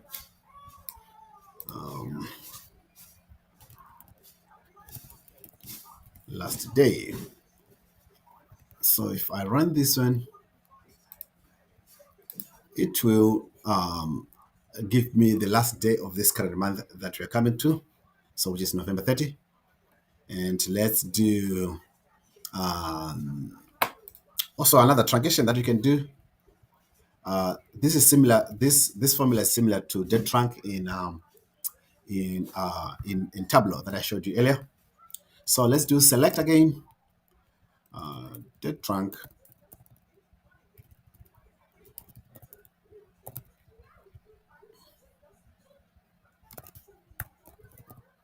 Yeah, we need our month to current date.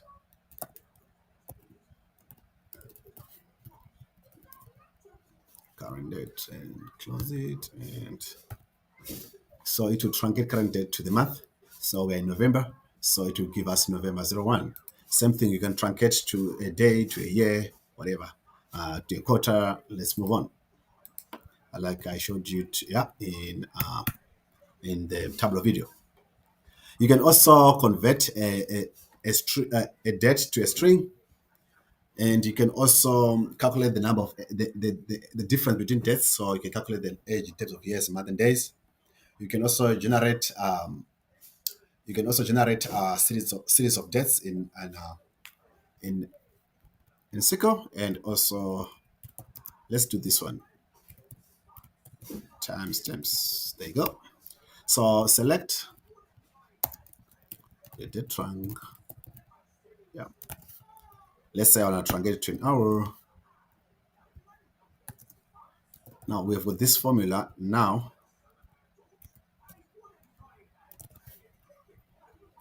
looks good. There you go. So it will truncate and round it to the nearest hour. So the nearest hour will be 5, which is 5 p.m.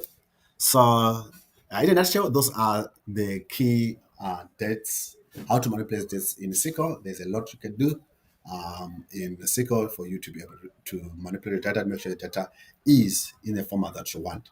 Thank you for watching. Bye for now.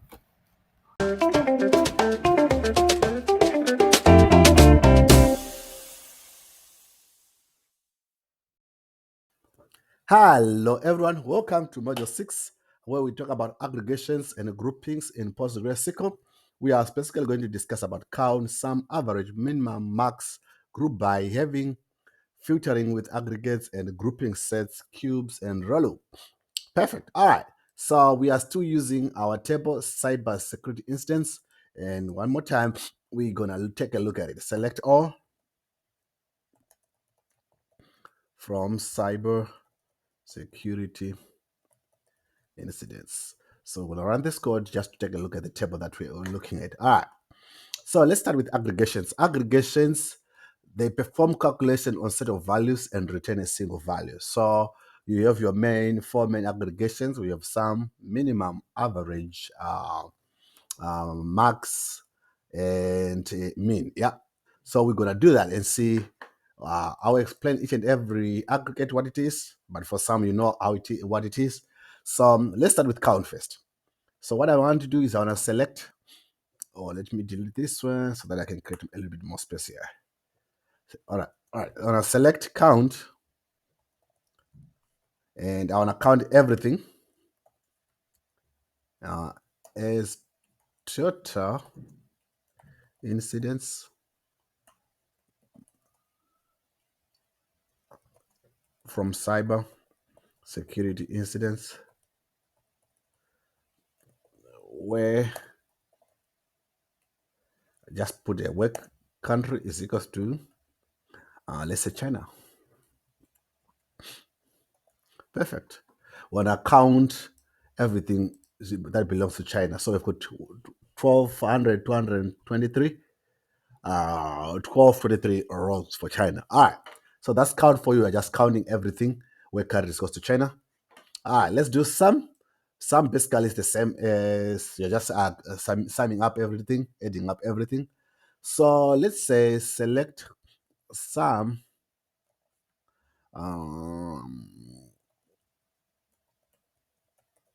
records affected, as you can put as alias that you want, total records affected.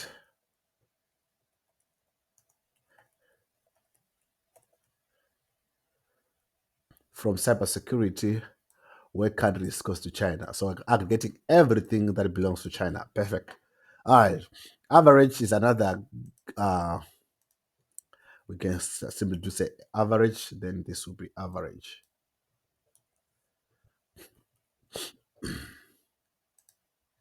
So the average is 49, 497,000, 497,041.76.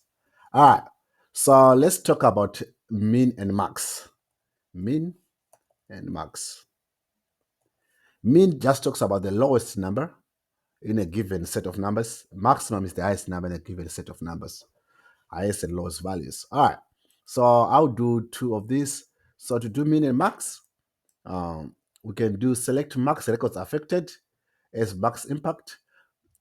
So min records affected as min impact. What I'm going to do is I'm going to look at the highest number of records affected in the whole table, and also return the lowest number of records affected. So when I run this, it's going to give me two numbers. So this is the highest, almost 1,999,787, then and also 126. And if you do this, if you do select all from cyber security incidents, perfect, and just run this on code only. It wants me to comment this one out and run this one. Select all from cybersecurity instance. Okay, yeah, this is the issue. It must run right now. Perfect. So if you scroll down on records affected right here, you'll find that the highest will be that number that we found, and I think 612 was the minimum. And if you scroll down, you end up finding that 612 because that's the minimum and maximum. All right. Let's talk about group by. Group by, we use it when we want to find totals per specific dimension that you're looking at. Let's say we want to look at one account instance by a country. So I'm going to select country, which is a raw country right here. Then count everything in that country as instant count from our table and group by country. So we can see that Brazil, you've got 1298, USA, you've got 1247. Perfect. All right. This one we did also. Let's say you want to do top financial impact per severity level. So you can do this by using group by. So I have select severity, some financial impact, and I'll alias it as total impact from cybersecurity incidents, then group by severity. Then you can see on all the four severity levels that we have, high, critical, medium, and low, the total impact are categorized as follows. Perfect. All right, let's move on and talk about the having clause. Now, we use the where clause to filter, but we also use the having clause to filter groups after aggregation. That's a basic, perfect explanation of the having clause. So Having clause is used to filter groups after aggregation, unlike the where clause, which filters rows. Yeah, this makes sense. So, for example, let's say that we want to count. We wanna count countries with more than wanna count instances per each and every country. All right, perfect. Yeah, that's where we need to use a having clause. So let's say we're gonna do select country, of course, the row that we want. Then we'll count everything within that country as let's say incident count from our table cyber security incidents. Then that's where we use group by. We'll group by country. Now we've already aggregated here. That's why we're using group by. Perfect. All right, let's move on. Um, um, let's say we want to look at total financial impact per severity level, which we have done. Actually, we don't need to use this one. Let's give you a proper example for every clause. All right, so let's say we want to see countries with more than 5 incidents. So select country, then we want to count everything as total, yeah, from our table.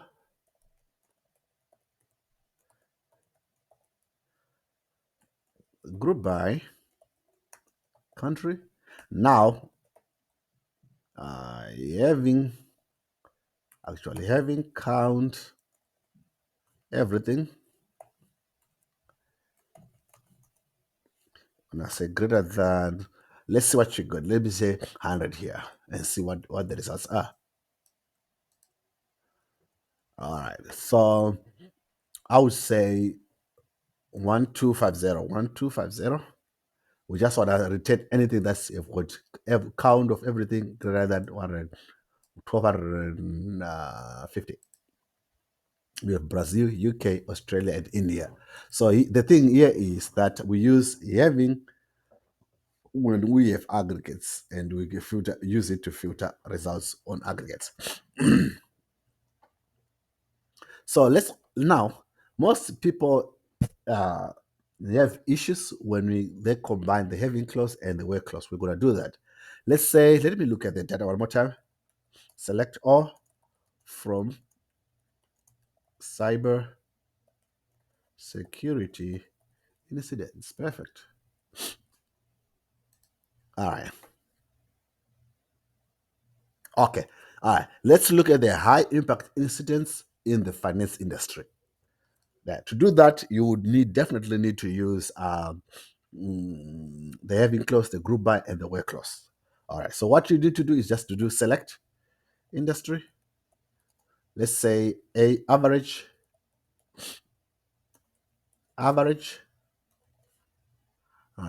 financial impact USD as average impact. Let me do lowercase on everything here. From our table,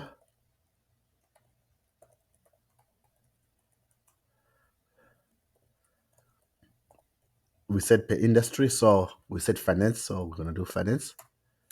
And group by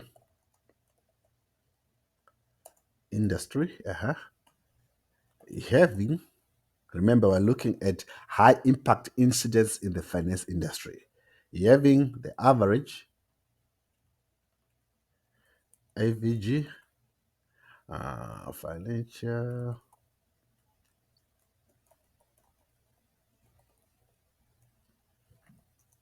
let's say greater than, let me go with 1 million and see the results first. Okay, let's do 50,000. Perfect. Let's do 10,000.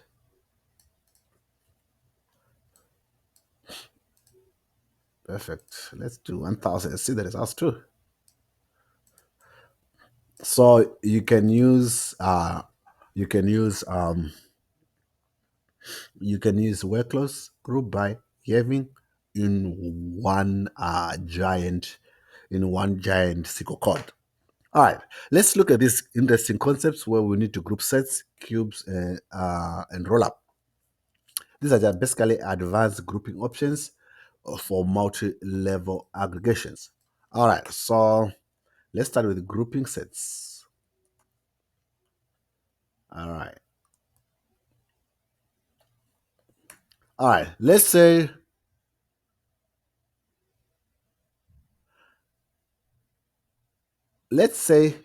we want to define our custom groupings in one group. We want to have sets in one single query. All right. So to do that, we have to do select. We specify our dimensions here or our columns. Industry. Want to count everything. So count star. Perfect. As incident count. Perfect. From cyber security incidents. Perfect. Now, this is where you go group by grouping sets. Then you can specify your first set is country, in our case here, country. Then you can do industry. Yeah, industry. Perfect. Now you can run this code. Country. Perfect. All right. So we have sets for country, sets for industry. Country and industry. Then why is it not scrolling? Let me do okay. Let me move on. Let's discuss roll up. Let me see how many minutes do we have here. Yeah, we're still good on minutes. Let's discuss roll up. So roll up, it kind of generates subtotals that roll up from the most detailed level to the grand total. Um, it's easier when we're using a visualization tool than SQL. But basically, let's say we do select country and severity. Wanna count everything, count all, let's say total here from our table. Incidents, perfect. When I say group by row up, country, and severity.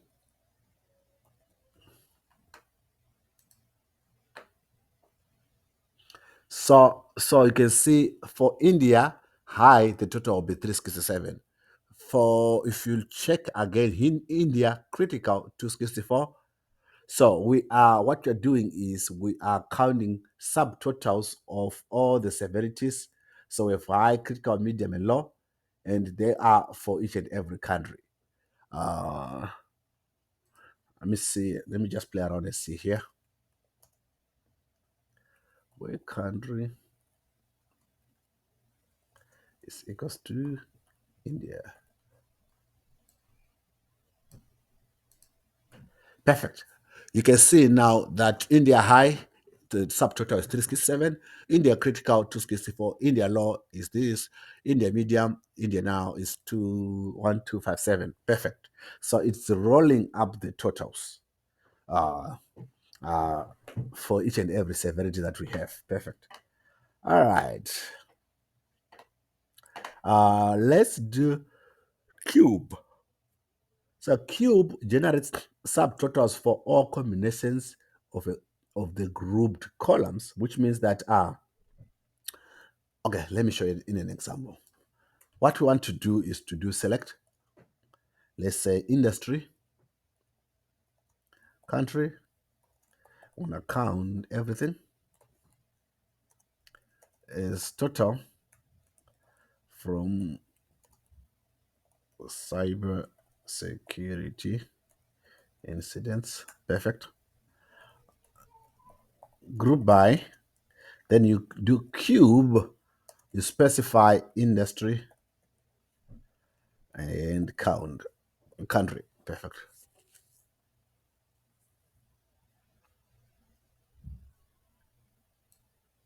We are generating subtotals for all combinations of the grouped columns. All right, so technology China, retail UK, retail India, education Australia, and you can still do your work loss so that you can see the results more easily.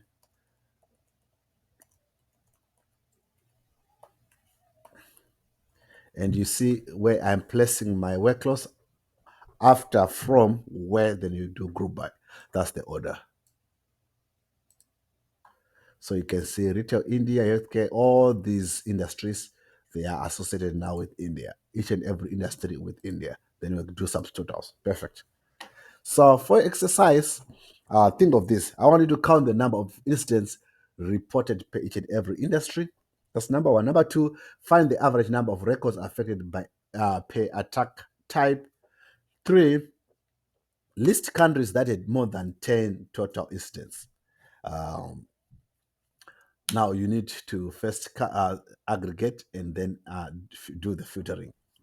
Use rollup to see instance counts by country and severity, including subtotals. Also, I wanted to use cube to get instance summaries across both industry and country. Now,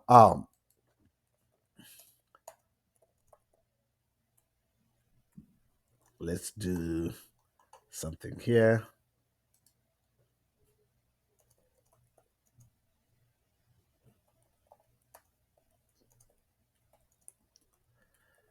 So these are the main ones that you might want to do under this module. Uh, there's a lot that you can.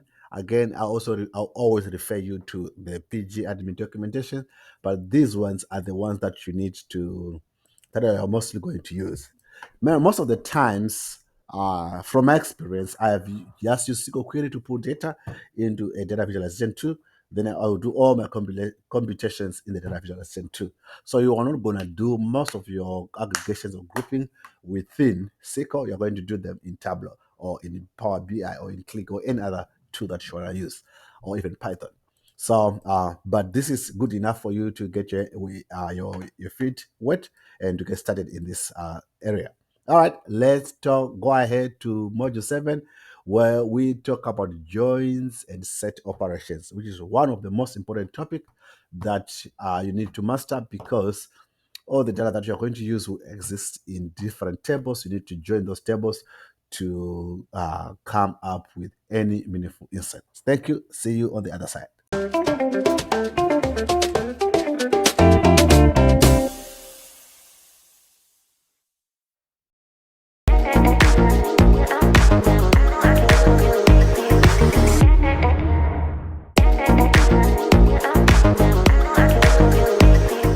Hello friends, let's do joins in SQL.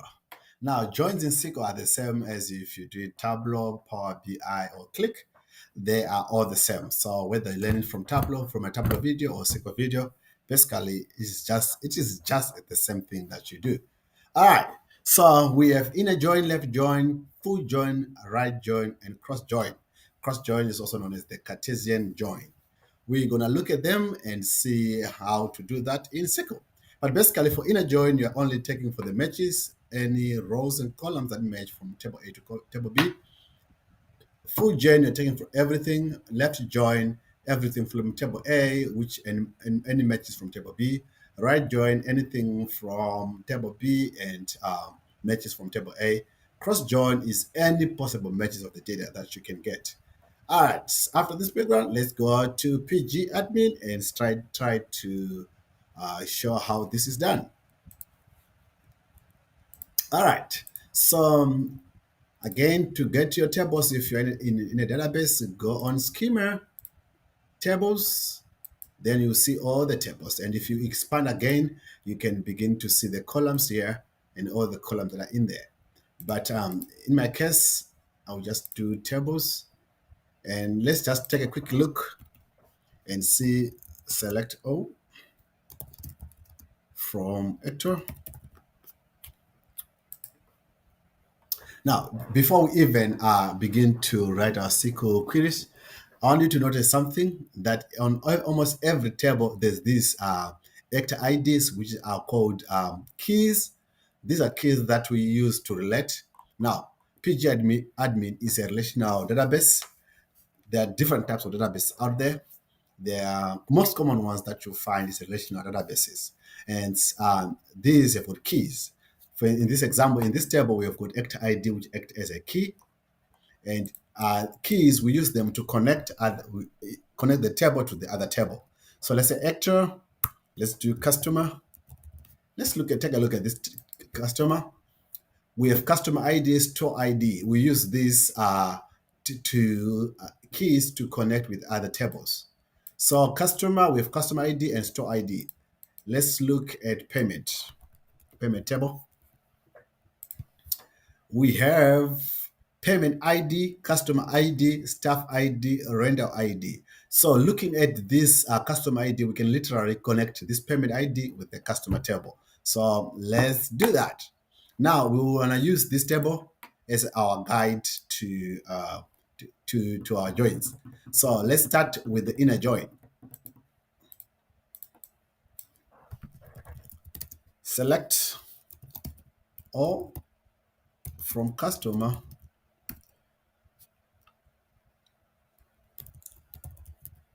inner join payment. So when you have to specify, you have to kind of alias the table customer payment. You can alias it as P. All right. Then on customer dot, we saw that there was a key customer ID is equals to P dot customer ID. Customer ID. Right. We are only looking at the matches from customer and payment, only rows and columns that match. So if I run this one, it returns only the items or the rows that match. All right, customer ID from both tables. Now let's move on to a left join. So the initial one was for matches. Let's look at left join. We are looking at all the items from the left table and matches from table B. So with customer, our first table that we specify here, automatically that becomes our left join, our left table.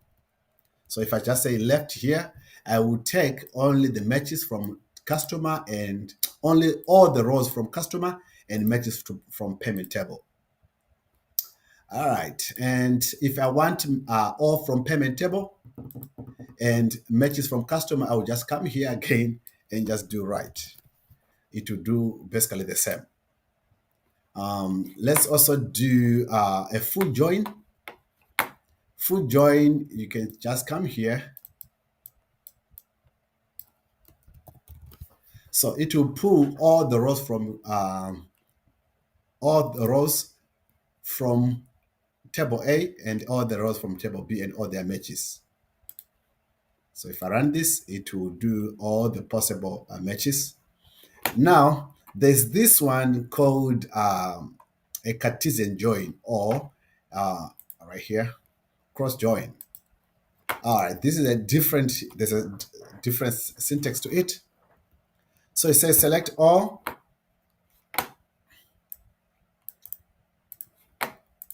right here. Select all from payment, which is alias SP, cross join, customer C. It will just do any possible join that is feasible. So it will take a little bit of time to think through and do those joins, any possible joins. So it's going to take time.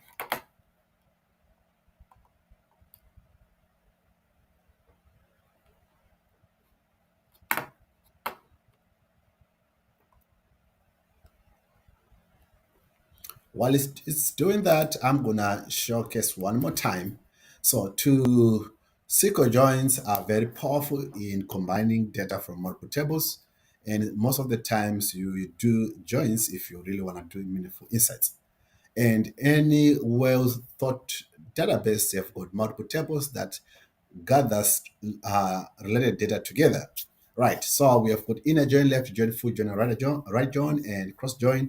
These are possible join that you can do in SQL. And most of the times you do either a left join or inner join. Was basically right join is a left join. You just switch the way the first table that you call, but it's basically doing the same here. Inner join only matches and full join all the rows from both tables. So it it found 808 million possible joins when you just join using the Cartesian join. All right, in a simple way, that's how you do your joins in SQL. Thank you and bye bye.